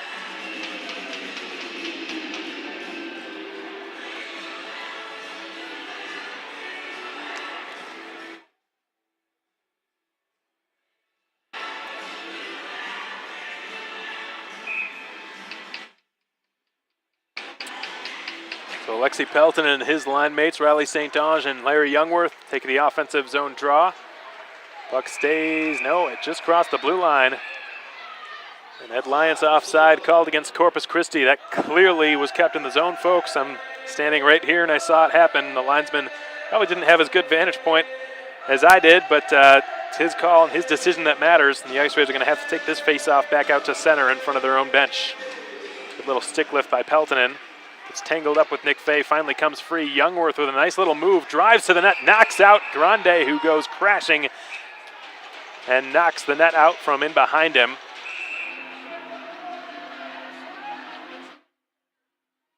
I don't think the IceRays coaching staff are going to complain about that too often. Grande has just been too good in this series to hope for a pretty goal. Brad Flynn said it in Coach's Corner today. They're going to have to score a greasy goal, an ugly goal. They're not going to score a pretty one against this guy, not the way he's been playing. And Larry Youngworth is doing exactly his coach's bidding just then. It was a pretty move, certainly, that led to that chance, but the shot was not pretty whatsoever. I don't even know if he shot it. He just drove it into the net, into the goaltender. And sometimes that's all it takes to get under a goalie's skin a little bit and get inside of his head. Bring him back down to earth a touch or two. Matt Novo off that interception. Saucers it to Wilhelm, whose shot got blocked. And out comes the net again, this time the other way, as Wilhelm was, or rather Miller was pushed from behind the net to dislodge it. Grande seemed to know what was happening immediately. 4:16 to play in the second period. Who will break the seal for the IceRays, or will any of them?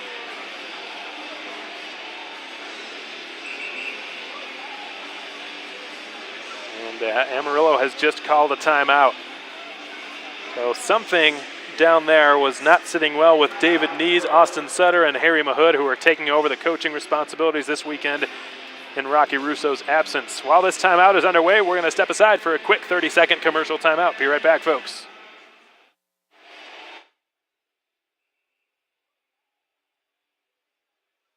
Radiology and Imaging is the official imaging center of your IceRays. The best of the best award winner 7 years in a row provides diagnostic imaging services in a caring, comforting patient environment with leading-edge imaging technology. Their extensive expertise in medical imaging allows them to not only give physicians and patients the very best in service and care, but your IceRays as well. So the next time you need imaging done, call Radiology and Imaging at 853-4503. That's 853-4503.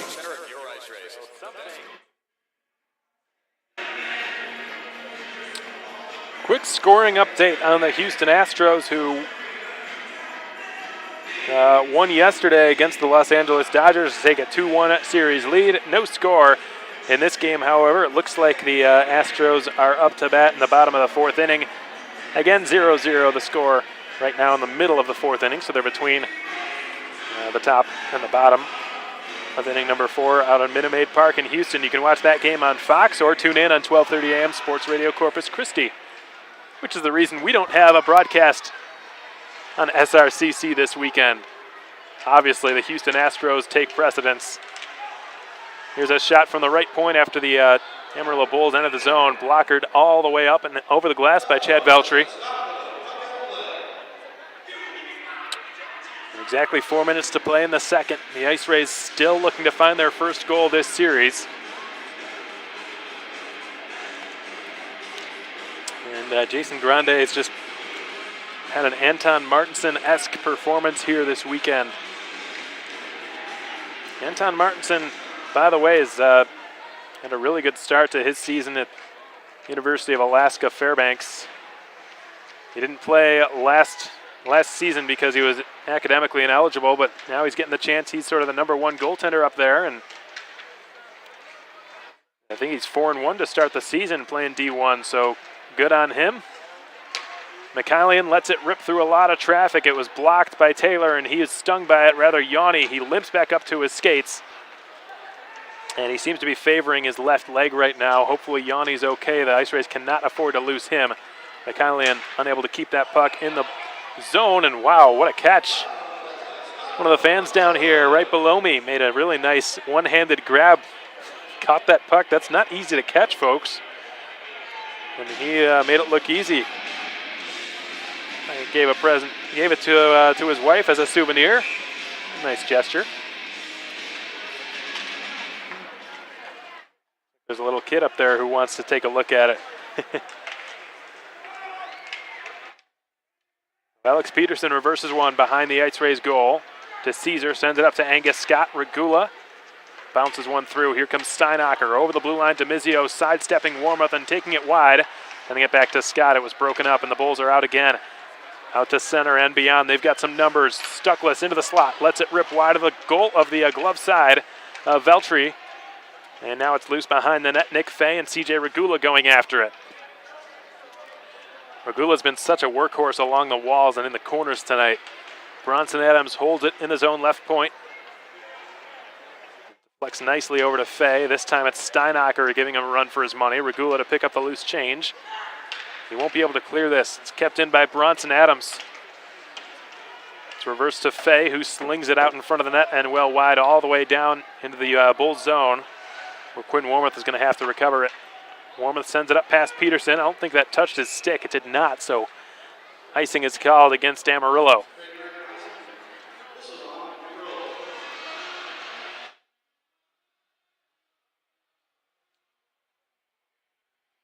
Perhaps the IceRays can take advantage of some tired bodies down there for the Bulls. It's just one of the few mistakes Amarillo's made tonight. And Brennan Miller will try to wrap around, and Jason Grande will get a much-needed whistle, and now the Bulls can change him up.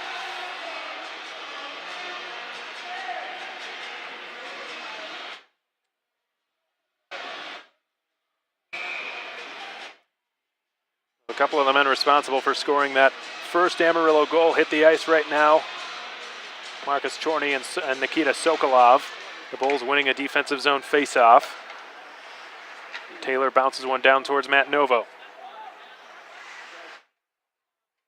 Sokolov takes a couple of checks from Miller. Back to back to back, and they're still staring at one another. Play continues here. Novo in the deep slot. That's a long shot go through a lot of traffic. It was sticked away by Grande.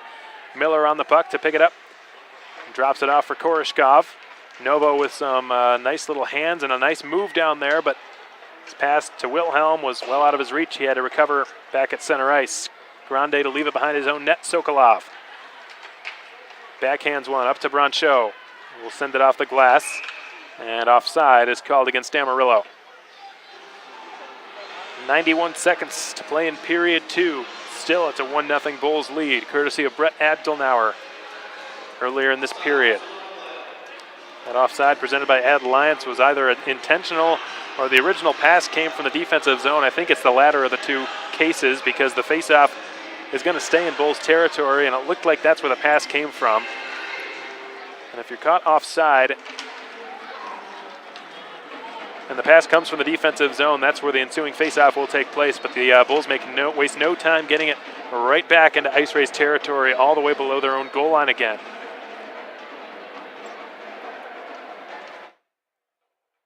Five players trying to move the puck. Finally, it rolls up to Price. Price is squeezed off by Acioli. Russell lost the puck. Chopped at by Larry Youngworth, who gets it as far as the Bulls logo. At Acioli to Connor Yanni. Now to Youngworth. Mikhailian swatted it away after it just entered the blue line, over the blue line, I should say.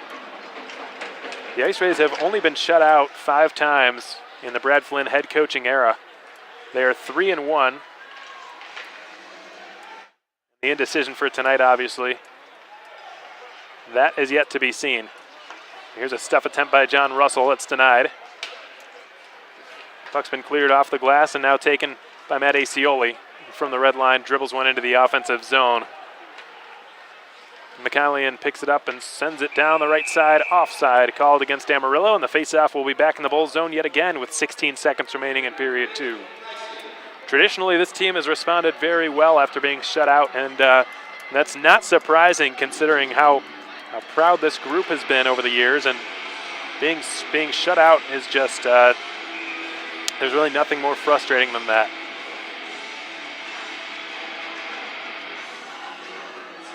But to be shut out back-to-back times, that's something that has not happened at all in the Brad Flynn head coaching era, and something that probably hasn't happened in many years. I'd have to check, but at this rate, Jason Grande's made that prospect look scaringly possible. He's just not given the IceRays hardly anything at all. There have not been really the amount of scoring chances the IceRays have had in this game, in this series, really. I could probably count them on one hand. And they've got to have a pretty magical third period. They have to have something to respond to 5 straight scoreless periods that they've suffered through here so far this weekend.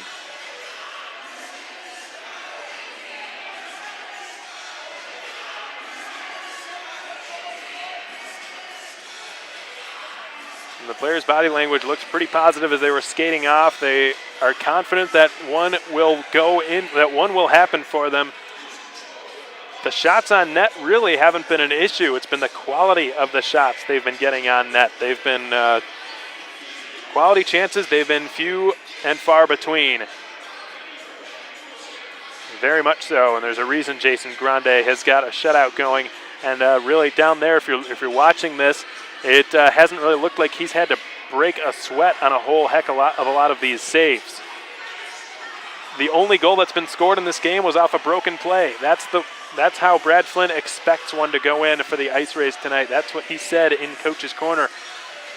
A goaltender like this, who is in as much of a rhythm as you could possibly hope for, the amount of consecutive saves he's made by now is probably close to 100 at this point.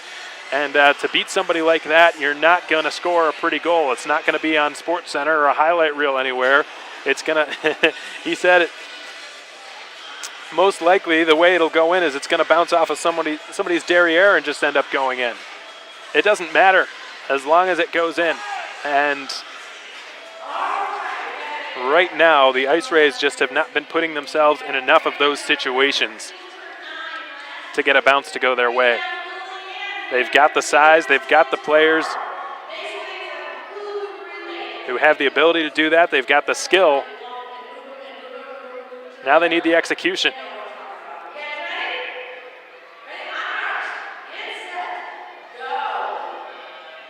So 100 minutes of hockey have gone by this weekend. And the Rays still looking for their first tally. 1-0 Amarillo through the first 40 minutes here at the ACC.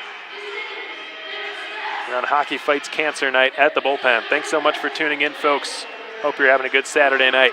We'll be back after these messages to bring you your Janet's Cakery out-of-town scoreboard right after this.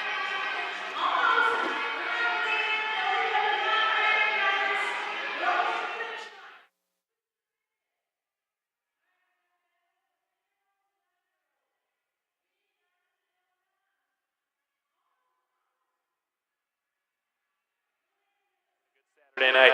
We'll be back after these messages to bring you your Janet's Cakery out-of-town scoreboard right after this. Janet's Cakery is a local retail bakery that has been in business for 25 years. They provide customers with moist, delicious cakes for all occasions, plus pies, cheesecakes, pastries, balloons, candles, and ornaments for all cakes. Give Janet's Cakery a call at 991-6212 or visit them online at janetscakery.com. Janet's Cakery opens 7 days a week. That's 991-6212. Janet's Cakery is a local retail bakery that has been in business for 25 years. They provide customers with moist, delicious cakes. Window Genie is the home service leader in South Texas, at home or at the office, with affordable prices. Want more than just your windows cleaned? Check out the Window Genie Big 3, offering window cleaning as well as window tinting and pressure washing. Window Genie is also your year-round solution for cleaning those pesky gutters. Call for an estimate at 361-792-3554. That's 361-792-3554. And let the power of the Genie work for you. Want more than just your windows cleaned? Check out the Window Genie Big 3, offering window cleaning as well as... The Thrifty Nickel is home of the Guaranteed to Sell classified ads, covering all Corpus Christi communities within a 75-mile radius. Place your personal classified with us, and if it hasn't sold in 4 weeks, we'll run it for free until it sells. Visit us in the Gulfway Shopping Center or give us a call at 361-980-0008 or online at cc.thriftynickel.com. Thrifty Nickel, where you get nationwide coverage with hometown service. Self-classified ads, covering all Corpus Christi communities within a 75-mile radius. Are you looking to lose weight, get fit, or just improve your overall fitness? Then train with a professional like Sports Fitness Solutions. Former IceRays player and current team strength and conditioning coach Jeff Policio can help you reach your goals with a specific program built just for you. Choose from one-on-one or group training sessions. Sports Fitness Solutions can help you lose weight, increase energy, build muscle, and get you feeling better today. Call Jeff with Sports Fitness Solutions today at 774-0874. That's 774-0874. And train like the IceRays do. Sports Fitness Solutions. Former IceRays player and current team coach Jeff Policio can along with your favorite IceRays wherever you go by linking up to the IceRays social media arsenal. There are more ways to follow the action than ever before, with pictures, news, videos, and exclusive content, including interviews and giveaways. Give us a follow on Facebook and Instagram at Corpus Christi IceRays, and on Twitter, Vine, Periscope, and now Snapchat at Go IceRays. The IceRays social media arsenal, the ultimate coverage of IceRays hockey.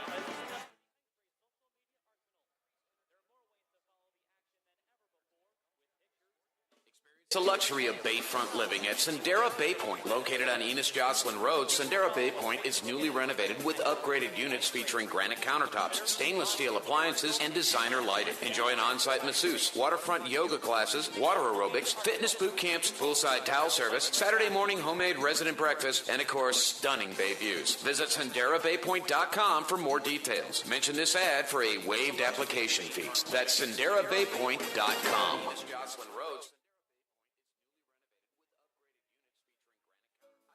Apartments offers its residents a prime location that leaves you minutes away from shopping, entertainment, restaurants, and beaches. Residents will discover a life of splendor with 2 pools, a workout facility, outdoor grilling needs, along with comfortable apartments located just minutes from Texas A&M Corpus Christi. Island Villa Apartments are located off SBID and Nile Drive. Call Island Villa Apartments today at 994-1630 and set up your personal tour. 994-1630. Island Villa Apartments.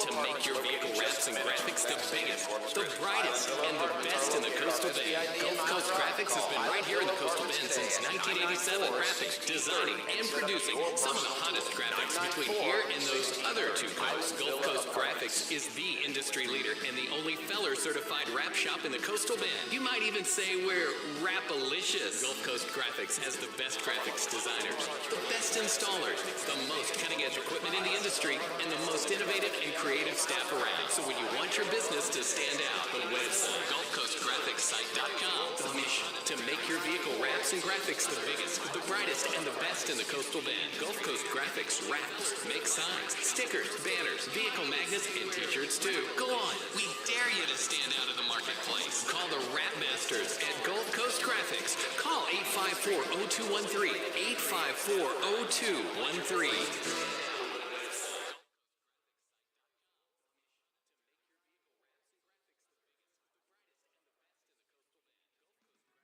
Air is Corpus Christi's newest place for fun. 30,000 square feet of trampoline park with foam pits, slam ball, a ninja course, and dodgeball. A place to let your inner spirit soar, show you've got game, harness your inner ninja, and burn up the competition.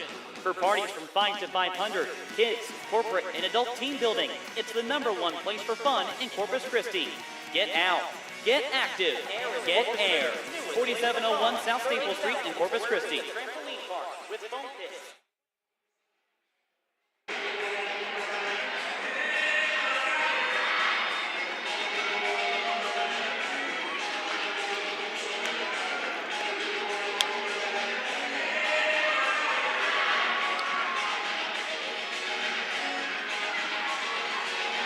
All right, welcome back, folks, and thanks again for joining us. IceRays Hockey on the IceRays Broadcast Network, HockeyTV.com, and YouTube. It's a 1-0 Amarillo lead, gained by Brett Abdelnauer at the 24-21 mark of this game. It was a broken play. It was the exact kind of goal that Brad Flynn is hoping the IceRays can score in this upcoming period. They've not managed to do it yet so far this weekend, and they're going to have to if they want to avoid that pitfall of being swept and being shut out on back-to-back occasions, which I don't know the last time that's happened. I'm not going to bother looking that up. And first of all, it would take some time. And secondly, I don't think that's something the fans necessarily want to know. So I'll just keep that information off the air. But the IceRays hoping against hope that they can prevent that from happening in the next 20 minutes. They've got a really hot goaltender to beat, Jason Grande, who this weekend, 67. Excuse me there, I had to do some math. 67 consecutive saves. And there's just no words that need to really explain how impressive that is. But with the weekend that he's had, folks, I think the IceRays head coach is absolutely correct. They can't expect to snipe him or dangle him out of position or make any sort of highlight reel NAHL top play of the week. That's just not realistic. That's not going to happen. The way they're going to tie this game is by shooting the puck off of somebody's skate or off of their chest or off of their shoulder or a madness-filled net mouth scramble, something that's just completely unexpected and unpreventable for Jason Grande. That's the only way, first of all, you're going to dampen his confidence in any way, because right now he is up above earth, just flying high, making 67 consecutive saves this weekend. And it just seems like nothing the IceRays can do, there's nothing that they can do to beat him. Obviously that's not true. Everybody is fallible in some way. But right now he has just shown no weakness to be exploited. The Rays will have 20 minutes to solve him for the first time all weekend coming up. But first, as promised, your Janet's Cakery out-of-town scoreboard update. Let's take a look around the NAHL tonight, and when it's all done, we'll have an update from the Astros game for you. For now, stick to the NAHL. Northeast did manage the sweep on home ice against New Jersey. 4-3 the final, coming in a shootout. The shootout hero, it looks like, was Justin Jalen, who is having a really strong season for the Northeast Generals. He is one of the few returning players. He's already scored more goals this year in a third of the amount of games played than he had last year. He's got 9 goals this season. He only had 7 last season in a third of the amount of games. So a really impressive start to the year for Justin Jalen, and he was the shootout hero on home ice for the Generals tonight. The Springfield Junior Blues ended up taking the victory over the Topeka Roadrunners and ultimately taking the sweep over Josh Cameras' squad. So that's good news for the IceRays, but at the same time, if they want to close in on the gap in the South Division and come within a point of them, they can do that tonight with a victory, but they have to come from behind yet again in the third period. So I'm going to double check that real quick. If I'm not mistaken, yes, that is the case. The Topeka Roadrunners, having been swept, now just 3 points ahead of the IceRays for 5th place, and the Rays can come to within 1 should they be victorious tonight. And remember, folks, the last time the Rays played here a few weeks ago, they had their best rally of the season and their best offensive period that came in the third period. It was a Sunday, or no, it was a Saturday. It was exactly 3 weeks ago to this day, because that was a Saturday-Sunday series. And wouldn't that be a treat, going 5 straight scoreless periods of hockey here, followed by a 4-goal onslaught in the third period. They're not looking to do that necessarily. They're just looking to get 1 in the next 20 minutes. That's the task on their minds. Anyways, back to the out-of-town scoreboard. Janesville with a 1-0 lead over the Cooley Region Chill, another team that's really struggled to start this season. At the bottom of the Midwest Division right now, just 1 victory for Cooley Region, 7 losses and 2 overtime losses. 1 came in a shootout, but all in all, it's just been a rough start for the Chill, though it looks like the scoreboard just updated. Wow, that was quick. They scored 2 goals. They now lead. 2 goals within a minute and 18 seconds, and the Chill have their first lead of the night on home ice. Brookings and Austin tied up at 1 goal apiece right now, early in period 2. Aberdeen still trailing Minnesota. Gino Lucia patted on a goal to add to Costa Liquorezos' goal from earlier in period 1, so it's 2-0 Wilderness lead in Aberdeen tonight. Third period out there about to start. Bismarck hosting Minot, leading 2-1. Lone Star hosting Odessa, also leading 2-1 halfway through regulation. Austin O'Rourke and Aiden Spellacy, the goal scorers for the Brahmas. Lucas Herman with the tally early in period 2 to answer for Odessa, but they still trail by a goal. And yesterday, what ended up happening out at Nitech Sports Center was there was a game-winning overtime goal scored by Kyle Hallbauer of the Lone Star Brahmas.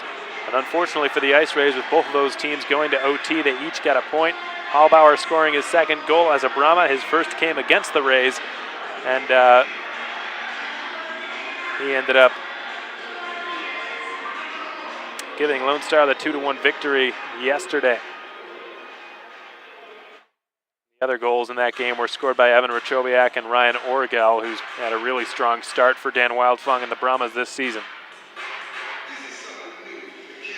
And the only other 2 games we have not mentioned yet are both out in Alaska tonight. Shreveport hoping to avoid being swept in Fairbanks by the Ice Dogs, and Minnesota playing against Kenai River at 10:30 p.m. Central Time, the scheduled puck drop for those games. That wraps up your out-of-town scoreboard update brought to you by Janet's Cakery. We've got about 90 seconds here before third period action is underway at the Amarillo Civic Center. We'll just stick with you here. We don't have any need to go to another commercial timeout. So again, the IceRays trailing 1-0 and on the series been outscored 5-0. Against Amarillo, their last 7 games here in this rink, they've still outscored them 24-14, but the last 5 goals in that total differential have all come from Amarillo. IceRays have had no answer for them yet this weekend. We'll see what tricks they've got up their sleeve here as they have their last chance in this series to put one up on the board. By far, third periods have been the IceRays' best in terms of scoring goals this season. They've put 15 in the back of the net in the closing stanzas of this year. That's more than the other 2 periods combined.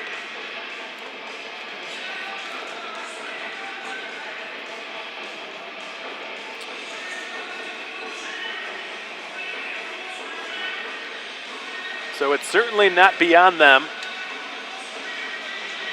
But don't expect Jason Grande to make it look easy for them. Every once in a while, you'll see a goaltender who's just in such a phenomenal rhythm, just sort of give up a wobbler or a weak one. That does happen from time to time, but there have been plenty of those as well, that sort of off-speed shots or weak shots that have come from everywhere, as is the case often in this rink.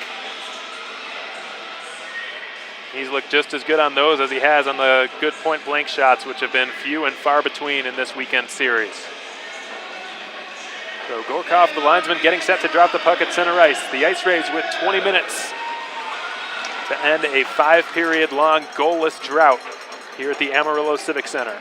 Riley St. Onge immediately is checked and welcomed by Simon Morberg as soon as the period begins. We're back underway here at the ACC. The IceRays hoping to avoid being swept. Right now they have, just after yesterday, dropped below 500 on this 10-game road stretch for the first time. They got off to a good start on the road stretch. It began here back in early October 3 weeks ago. Swept the Amarillo Bulls, got their first sweep of the season. The Bulls, it looks like, have just iced the puck, but it's been nullified courtesy of the hustle of John Russell. Pardon the rhyme. And then following the sweeping of the Amarillo Bulls, split the series against the Shreveport Mudbugs. They were handed their biggest differential in a loss, biggest goal differential in a single loss in over 5 years, and responded with a 5-2 victory after being shut out that game. The shot is sent towards the net by Russell. I don't think Veltri saw it till it was already past him. Fortunately for him, it was off the mark. And then last weekend, we're swept by the Lone Star Brahmas. So they were 500 heading into this weekend series. And can return to 500 should they come from behind and win tonight. And Brad Flynn said he'd be happy with that if they head into Topeka next weekend at a 500 margin. He would be proud of this group because he knows how difficult these extensive road stretches can be, especially for a team with so many new players still looking to gel, so many players who are brand new to junior hockey. And he mentioned it in the coach's corner. You hear complaints from NHL players about 4 or 5 game road stretches. Try playing in this league.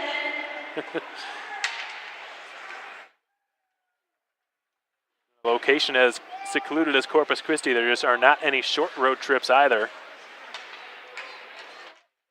He made it very clear he does not want to use anything like that as an excuse. Quinn Warmoth offside. The Bulls are clearly on a delayed offside, and Warmoth just doesn't care. And I don't think the IceRays like that too much. That was an intentional offside, if you ask me, folks. This faceoff should be in the Bulls' zone. A holding penalty will be called against Matt Novo. There wasn't a single penalty called in the second period. There was a power play that bled over into the second from the first, but this is the first penalty that's been called against the IceRays since period 1, or against either team since period 1. Again, they've been a non-factor tonight, the special teams. The Rays 0 for 4, the Bulls 0 for 2. Counted as 4, but NAHL's league stat only counts it as 3 because of the double minor. Mikhailian swings it over to Chorney, returns it. Mikhailian in the deep slot, holds on, looks for a lane, finds one, and shoots. It was blocked. Looks like by Halford. Chorney gets it back, finds Peterson, right circle, pulls the trigger, blocked by Regula. Made a diving stop of the puck. Pretty valiant effort by the NAHL veteran. Chorney sends it down to Marcus Russell in the left corner. Swung back behind the net now. Peterson sets up Fay in the right circle. Returns at Peterson's side of the net, trying to stuff it in. Veltri makes the save in the butterfly position. The Bulls pointing in the back of the net. They think they've scored. Regula gets right in the face of Fay. Gives him a couple of cross checks. Regula a little bit frustrated after having blocked that shot by Nick Fay earlier, and now he gets in his face and gives him some shoves.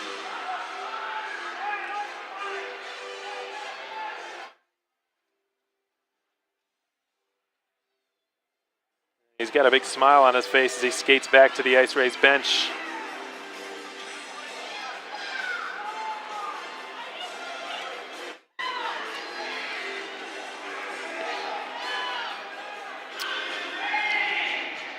Nick Fay is being escorted down the tunnel. Nick Fay and CJ Regula got into that scrap behind the net, and Fay must have instigated it because Regula is right now on the IceRays bench and Fay is being sent down the tunnel. Fay has been one of the best offensive players for the Amarillo Bulls this season. Put out there in all the high quality scoring situations for Amarillo, and he will not be available for the rest of this game. He was sent out and a 2-minute penalty assessed to him as well. Peterson the one serving it, Fay the one guilty of it. And we head to the 4-on-4, the likes of which we've not seen yet so far tonight. We'll see if that's the magic formula the IceRays need. So a slashing penalty called against Alex Peterson and an abuse of officials penalty called against Nick Fay.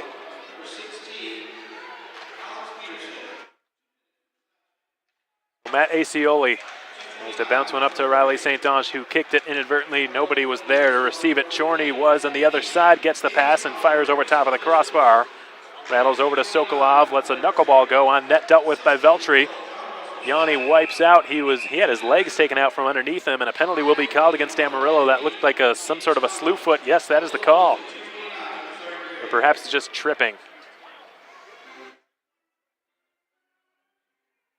Tripping the call against Garrett Halford, who heads to the sin bin, and the Harvard commit will have to watch for the next couple of minutes from the box.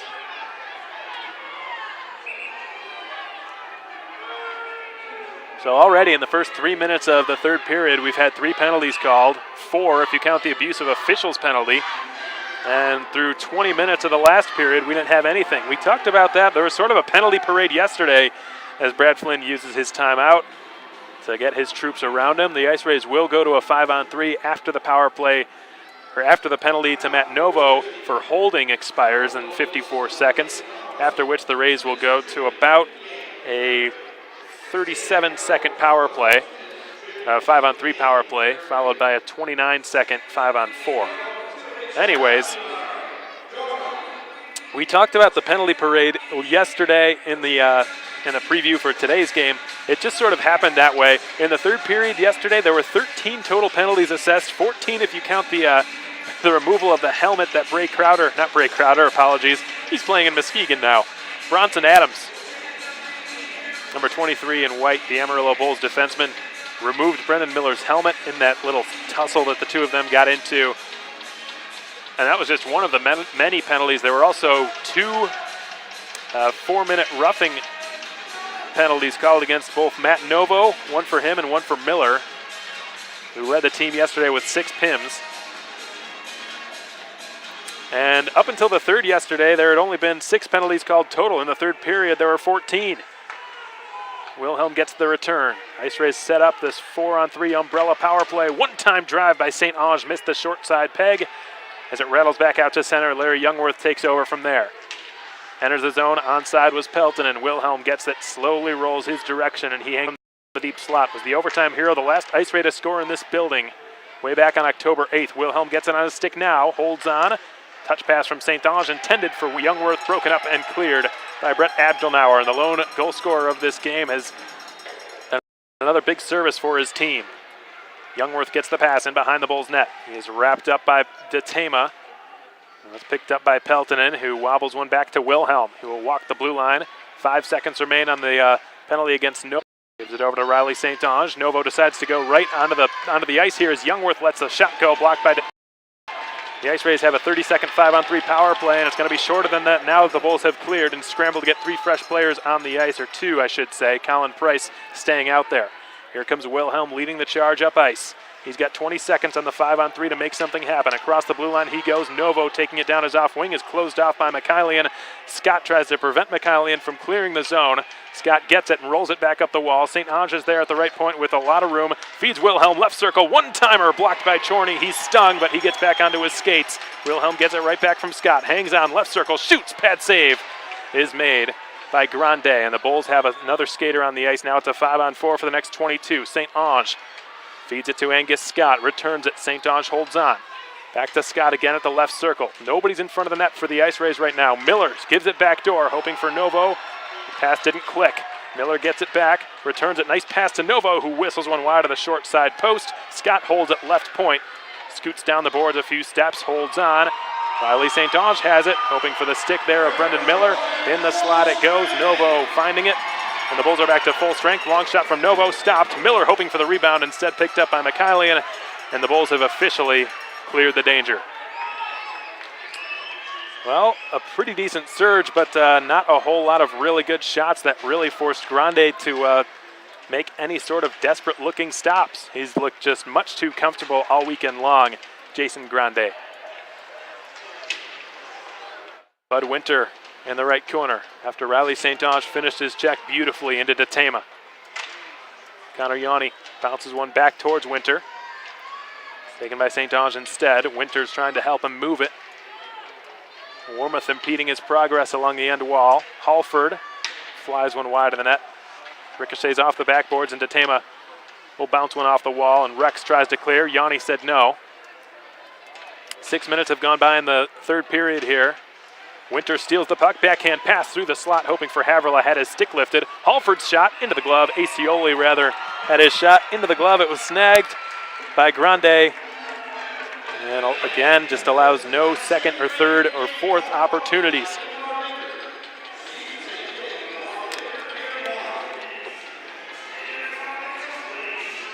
Positive sign is that just about all of the action has taken place on your right side on hockeytv.com. On my left. So Haverla, the face-off specialist, gets his job done. Winter rolls it back below the net. Chorney finishes Haverla off into the wall, and Truscott, with the help of his line mates, able to clear it. But icing is called against Amarillo. They were short of the red line when Swanson sent it all the way down the ice. And Aaron Swanson guilty of icing. That icing brought to you by Hard Knocks Bar and Grill, and the face-off will take place on the glove side of Jason Grande.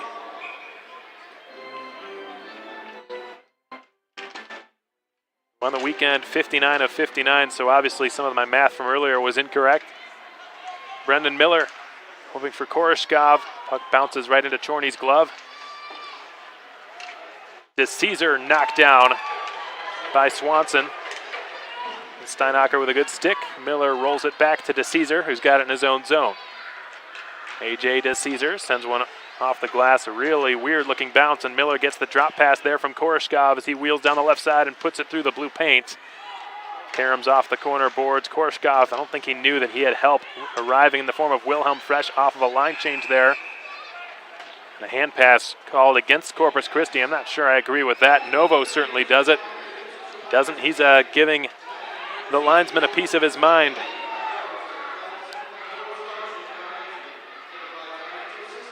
Looked like Miller just jumped into the air and gloved it down, and Novo just happened to be there to play it. There's nothing wrong with that. Matt Novo letting Brian Gorkoff know why that shouldn't have been called. And it favors the Amarillo Bulls as they're able to quickly get it down, wobbling one off the left corner wall and deep into IceRays territory. John Russell hoping to escape the reach of Taylor. He succeeds. Russell with a perfect pass to Wormuth, who slaps it on net. Veltri the save. The rebound taken now by DeMizio. Jason DeMizio slams one angrily off the wall, taken by Wormuth and sent back in. Taylor's got it. Reverses it up to Wilhelm. Angus Scott with Regula on his left. Chips one in into the right corner in the Amarillo zone. Coming up with it, Demizio. Using his strength to fend off a couple of checks. Yanni lets it rip. Missed the right post. Acioli from the other side. Scales it back down into the Warmouth corner. Warmouth pinned up by Scott. Wins the puck easily from him. Angus Scott turning. Decided not to go to Acioli, who clearly wanted that pass. And Russell will just lift one out to center. Yanni backhands it to Matt Acioli. A dozen minutes to play in period 3. The IceRays still trailing 1-0. Regula's pass broken up by Russell. He's got it and shoots. Missed the left post. Riley St. Ange gets it to Angus Scott. Scott's pass through the middle perfectly on the tape for St. Ange, but he ran into too many white sweaters who were surrounding him in every direction. The pass there from Peterson goes off a skate, ricochets into Rex's corner. He will pick it up. Steven Rex swings it back. Peterson's shot gets blocked and rattles over to Detema on the right half wall. Detema will spin one in behind the IceRays goal again. Acioli pushes it up to Larry Youngworth. Detema was just knocked down by Riley St. Ange at center. Here comes Youngworth. And Larry steps right past Alex Peterson and fires. Routine butterfly stop made by Grande. As Youngworth was finished off shortly thereafter. St. Ange back to the trailer. The Caesars drive. Tipped on net and stopped by Grande. Mikhailian flings it around Steinacher at the left point. Tries to squeak a shot through. It was blocked. There were a lot of holes in that shooting lane. Detema, now with it on his stick, sends it the width of the ice. Full 55 feet. Steinacher off the interception. Springs Youngworth down the right wing. Defended by Sokolov. Youngworth had no choice but to get rid of it pretty quickly, and it missed the net.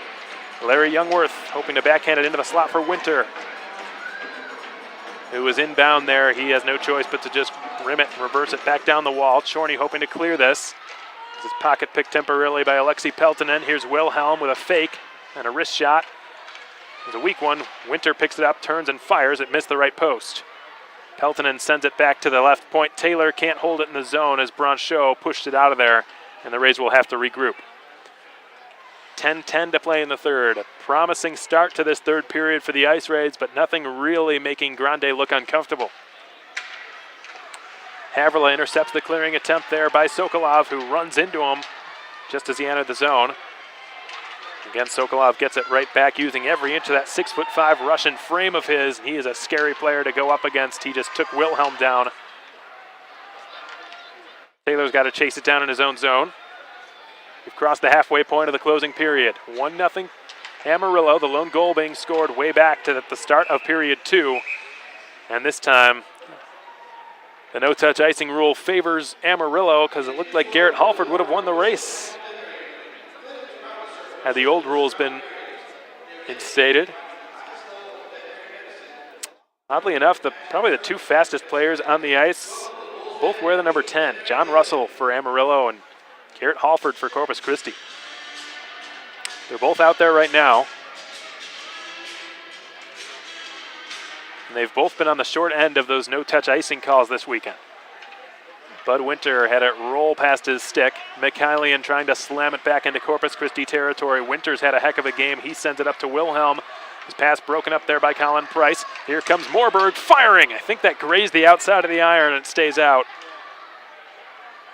Detema for Mikhailian. Moorberg chips it into offensive territory. Smart play. And that's what the Swedes are known for. Producing smart hockey players. The IceRays haven't had one in quite a while. Here comes Moorberg on the left side again. Holds on and fires. Stopped by Veltri. He has to cradle that puck carefully. He knows how dangerous Moorberg is, having scored 4 goals on his counterpart Jake Acton yesterday. In his career as an IceRay, only one player has scored a goal against Jake Acton, and that was Simon Moorberg. Big birthday shout out to Jake Acton today, by the way. If you didn't see on Facebook and Twitter, he turned 19 years of age. Unfortunately for him, he will not get a birthday present in the form of a win, his first win as an IceRay, because Chad Veltri, win or lose, will be credited with whatever happens.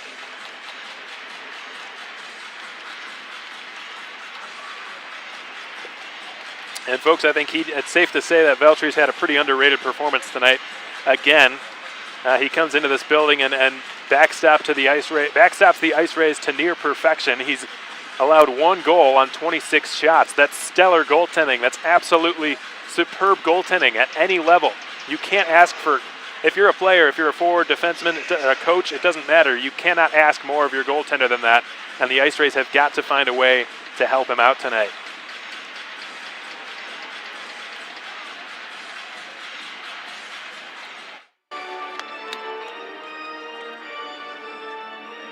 The 1 goal he conceded was off a broken play, and it was shot so perfectly and just so unexpectedly that it's tough to put it on him.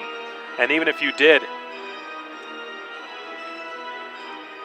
and that's one mistake, you're not going to win any hockey games by not scoring any goals, no matter how strong your goaltender is. The Bulls have just iced the puck. That third period media timeout in the books. Both coaches having used their timeouts already. We will not get any more stoppages for timeouts for the rest of this game unless there's overtime.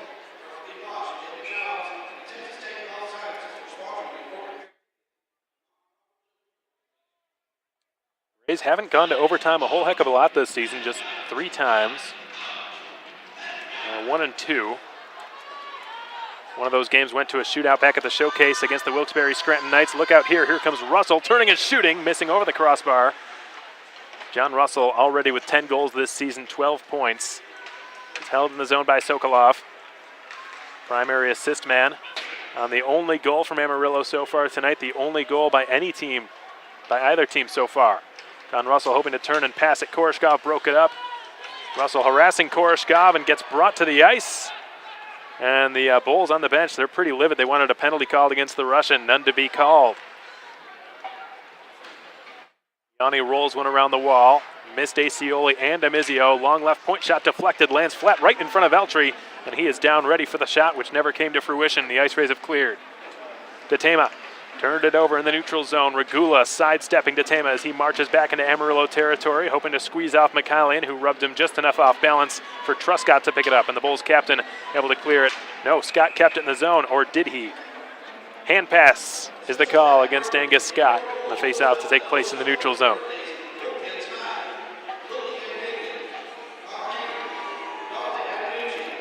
.7:41 to be played in period 3. The IceRays nearly leveling the Bulls in shots, 26-23.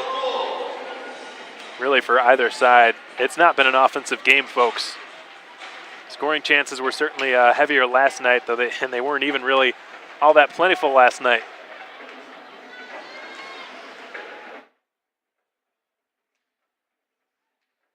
Best chance the IceRays had yesterday to score came on an Alexei Peltonen clear-cut breakaway, but here's an opportunity. Scott shoots off the shoulder, rebound for Demizio, trying to hack away at the side of the goal, which has been dislodged, and I think Grande's got it between his skates down there. No, he didn't. He thought he did, but he did not. So Demizio, Scott, and Regula coming together for a pretty good-looking chance.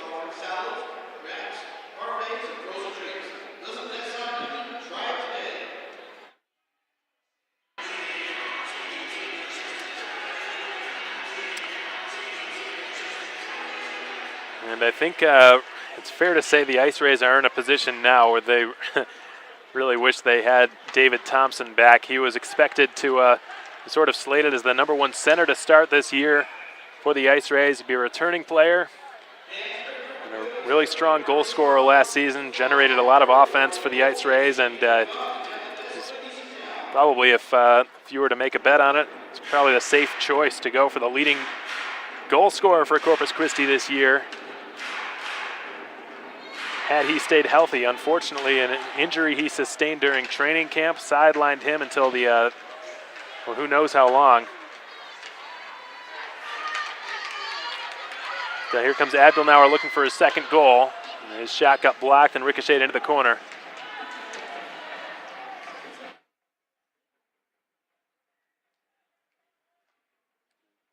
Taylor misfired on the pass up to Youngworth. Icing will be called against Corpus Christi with 6 3/4 to be played in period 3. It's still a 1-0 Amarillo lead.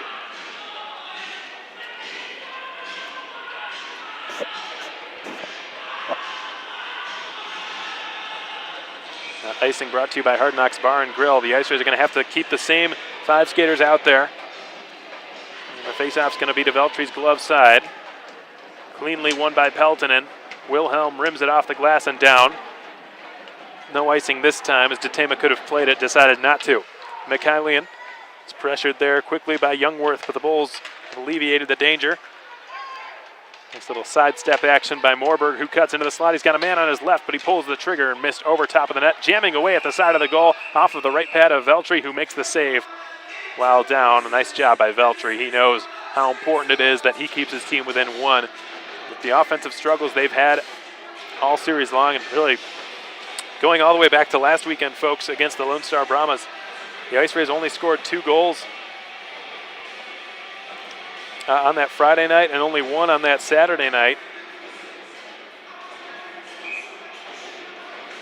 against Lone Star. Brendan Miller scoring late in the first period. There's a chance. Veltri lunges out his left pad to make a sprawling pad save, and he looks to be in some distress. Right after that face-off, a pretty good opportunity for the Amarillo Bulls. Nearly put the IceRays in a 2-0 deficit. Veltri lunged out his left leg and was just tall enough to keep it from going into the net. What a stop. Full body extension. And Veltri keeps his team within 1, which he needed to do. He did not look good. That was a scary moment, folks. Sometimes goaltenders can pull hamstrings moving like that. And it looks like he's okay. Good to see him staying in without having to be looked at by anybody. Garrett Halford, Haverla relentlessly tapping his stick. Halford decides to just shoot it into the zone. Shoveled low there by Bud Winter, and Haverla bounces one into the slot, picked up by Yanni right circle, whose shot blocked by Halford's derriere, who turns and shoots, blocked away, and the rebound missed the net from Bud Winter, and boy, that was it. Bud Winter will not be happy with himself. That was probably the IceRays' best scoring chance of the period. And Peterson takes it now behind the net, hoping to stuff it in. Off the back check, it's taken now by Haverla, who sends it up. Bud Winter offside on that zone entry, so we get a whistle and a stoppage of play with 5.5 to go in the third period. 1-0 Amarillo. And that last chance for Bud Winter, pretty similar looking play to what we saw yesterday. Garrett Halford had an open net on his left side as a right-handed shooter from a pretty similar spot. Pretty much the same spot, only Halford had his stick check from behind. Winter just missed it. Didn't miss by much, but it doesn't matter by how much he misses by. The fact of the matter is that he didn't hit the net.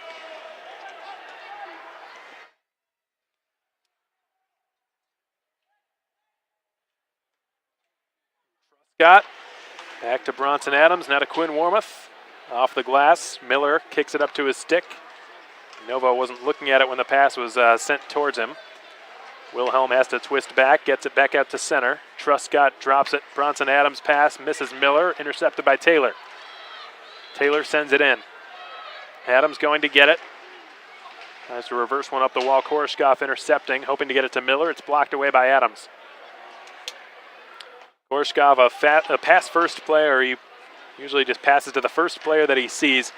And that's something that the more games in junior hockey that he plays, I think the more patient he will get, the more willing to wait for the right target to find he will get. Right now, he's just passing it to the first red sweater that he sees, it seems like.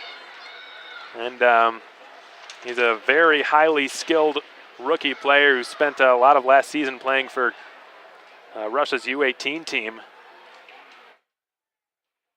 He's got a whole heck of a lot of talent, but it's just it's a sign of a young player, somebody brand new to a new style of play, a new language, a new culture, you name it. There's no question he'll only get better the longer he's here. Right point shot ricochets off the backboards, and Korshkov tried a nifty little backhand pass into the middle. Didn't work out. Veltri out of his net, hoping to cut off that rim around. It was going too fast. Scott will drop it now, and the IceRays get it out of their own zone. Courtesy of A.J. DeCesar, but Murtazan sends it right back beneath the IceRays goal. Steinacher passed it off the corner boards, and Mikhailian's bullet is stopped by Veltri. And here comes Morberg cutting into the middle. Backhand shot stopped by Veltri. He was interfered with, nothing called. And C.J. Regula had it lost somewhere between his skates. Russell is hit by Steinacher. Regula's got it again. And defeated over to Scott. He succeeds. Scott's pass went off of the linesman's skates, and that takes an Amarillo bounce as they were able to get it back into the IceRays zone. Yanni behind the net. Wrapped up by Russell.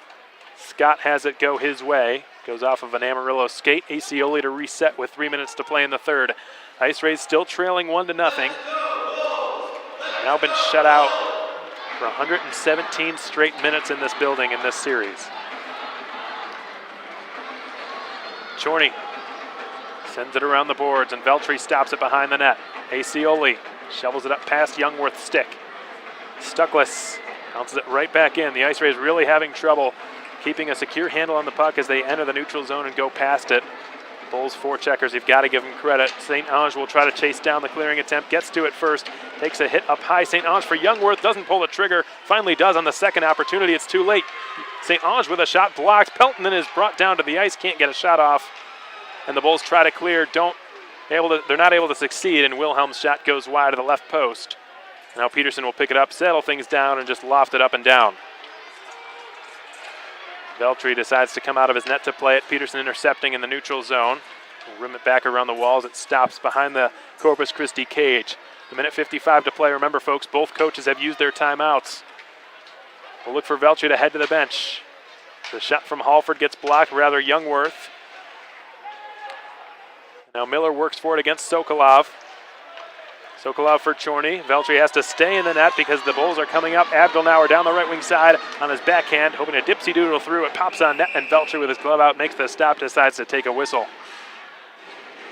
92 seconds to be played in the faceoff to stay in the IceRays zone. Brad Flynn has already used his timeout, and David Nees has already used his.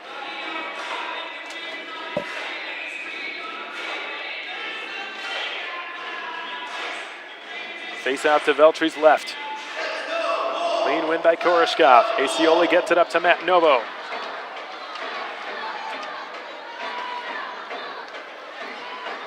John Russell can't sidestep Matt Aiseoli, and from the red line he will slide it into Bulls territory. Veltri to the bench, a sixth attacker on the ice in the form of Riley St. Ange, who's been as snake-bitten as any player on the IceRays of late. He probably should have had a couple of goals yesterday. Morberg able to clear it past Connor Yanni. Russell chips it past St. Ange, hoping to get a shot at the empty net, and St. Ange broke it up. But is all the way back behind his own net, starts the breakout up. A minute to play here in Game 2 of this 2-game road series, the second to last road series of this 10-game stretch. The IceRays down 1-0, hoping to avoid being swept and shut out all weekend. But they've got to score against a red-hot goaltender. It's behind the Amarillo net now, swung around by Sokolov. Wilhelm pinches in to try to keep the play going. Goes past Youngworth. Truscott jamming at it, squeaks it past Youngworth and down. It will not go far enough for icing. Youngworth's going to have to play it. He hustles back, half a minute to go. He missed on the pass to Demizio, goes all the way down. No icing here. Mikhailian picks it up behind his net, flings it up over everybody's stick, wide of the empty net. This should be icing, and it will be against Amarillo. He missed the net by a good 15 or so feet to the right. 18.4 seconds remaining in the third period, and the IceRays need a goal.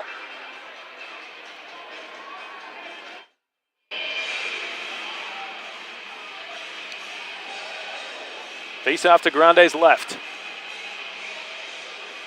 Peltonen lines up. Doesn't win the draw. The Bulls do, and they wobble it down. Again, not fast enough. St. Ange is going to have to make a play. A dozen seconds to go. St. Ange to Wilhelm, who just slaps it down, hoping for a Hail Mary there. Blocked down and fired back into the IceRays zone. That'll just about do it. And a frustrating finish to a frustrating weekend for the IceRays, who have dropped to 3-5 on their 10-game road stretch so far. And certainly for the first time in years. I'm not sure exactly how long. I'll have to look, but it's the first time in the Brad Flynn head coaching era that they've been shut out on back-to-back nights. They've got to start to find a way to get their offense generated and get some scoring chances developing, because in this game, folks, they could count them on one hand. Maybe two or three that were legitimate opportunities for the IceRays to score. They did a pretty good job helping out Veltri, which is one of the keys of tonight's game. Defensively, at least, but they didn't provide him with any run support. And for a netminder. I don't care what they tell you, it's frustrating to play as well as Veltri did tonight, making 31 of a possible 32 saves and going home with another another digit in the loss column. So after 3 straight victories for Veltri, he's now on a 3-game losing streak despite playing some really strong hockey. The IceRays, unfortunately, have just dropped their 4th straight. They fall to 4-10-2 on the season.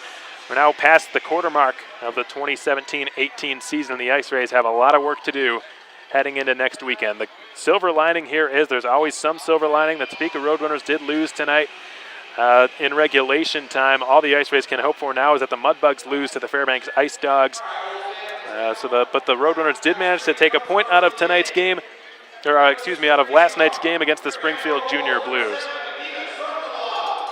Nikita Sokolov named the 3rd star of tonight's game. He assisted on the goal scored by Abdelnauer, which ended up being the game winner because it was the only goal that was scored. Nikita throws the ball up to one of the bull ball up to one of the fans down here. The 2nd star of tonight's game for the 2nd straight time, Jason Grande. Instead of having a 39 save shutout, he had a 27 save shutout. And just an unbelievable weekend for him. He will probably, in all likelihood, be the South Division Star of the Week, the 1st star of the week, and the lone goal scorer tonight. The game-winning goal scored by Brett Abdelnauer early in period 2. He is tonight's Sports Radio Corpus Christi 1st star of the game. Unfortunately, folks, I don't have the time to stick around. I've got to give this headset back to my buddy Dennis J. Puska over on the Amarillo Bulls side. It is not mine, so I've got to return it as soon as possible because he's got to go down to the concourse and do his post-game wrap-up and whatnot. But for now, thanks so much for tuning in, folks. We hope you had a good weekend and enjoyed tuning in. And we debuted IceRays Hockey on YouTube.com. Unfortunately, it wasn't the most exciting weekend for you IceRays fans. The Rays didn't manage to put the puck in the back of the net and pass a red-hot goaltender, Jason Grande. Give him all the credit in the world, even though the scoring opportunities and chances weren't as high a quality as they needed to be. He still played one heck of a series. Obviously, you don't get back-to-back shutouts without doing that. So that is the case.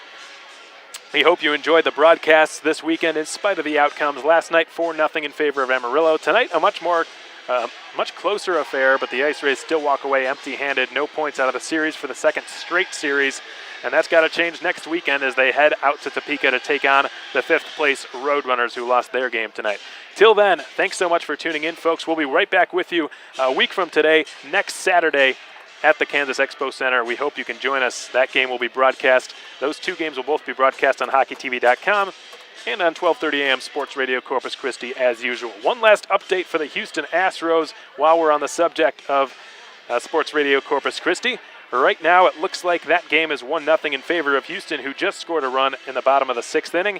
The top of the 7th now underway. The Dodgers are at bat. If you want to tune into that game, it's live on Fox right now or on 12:30 a.m. Sports Radio Corpus Christi. Tune in, cheer on your hometown Astros, and hopefully they have a better result than the IceRays did tonight. 1-0 again, the final in favor of Amarillo. Hope you can join us again next Saturday night, folks. Again, thank you so much. Have a great rest of your weekend.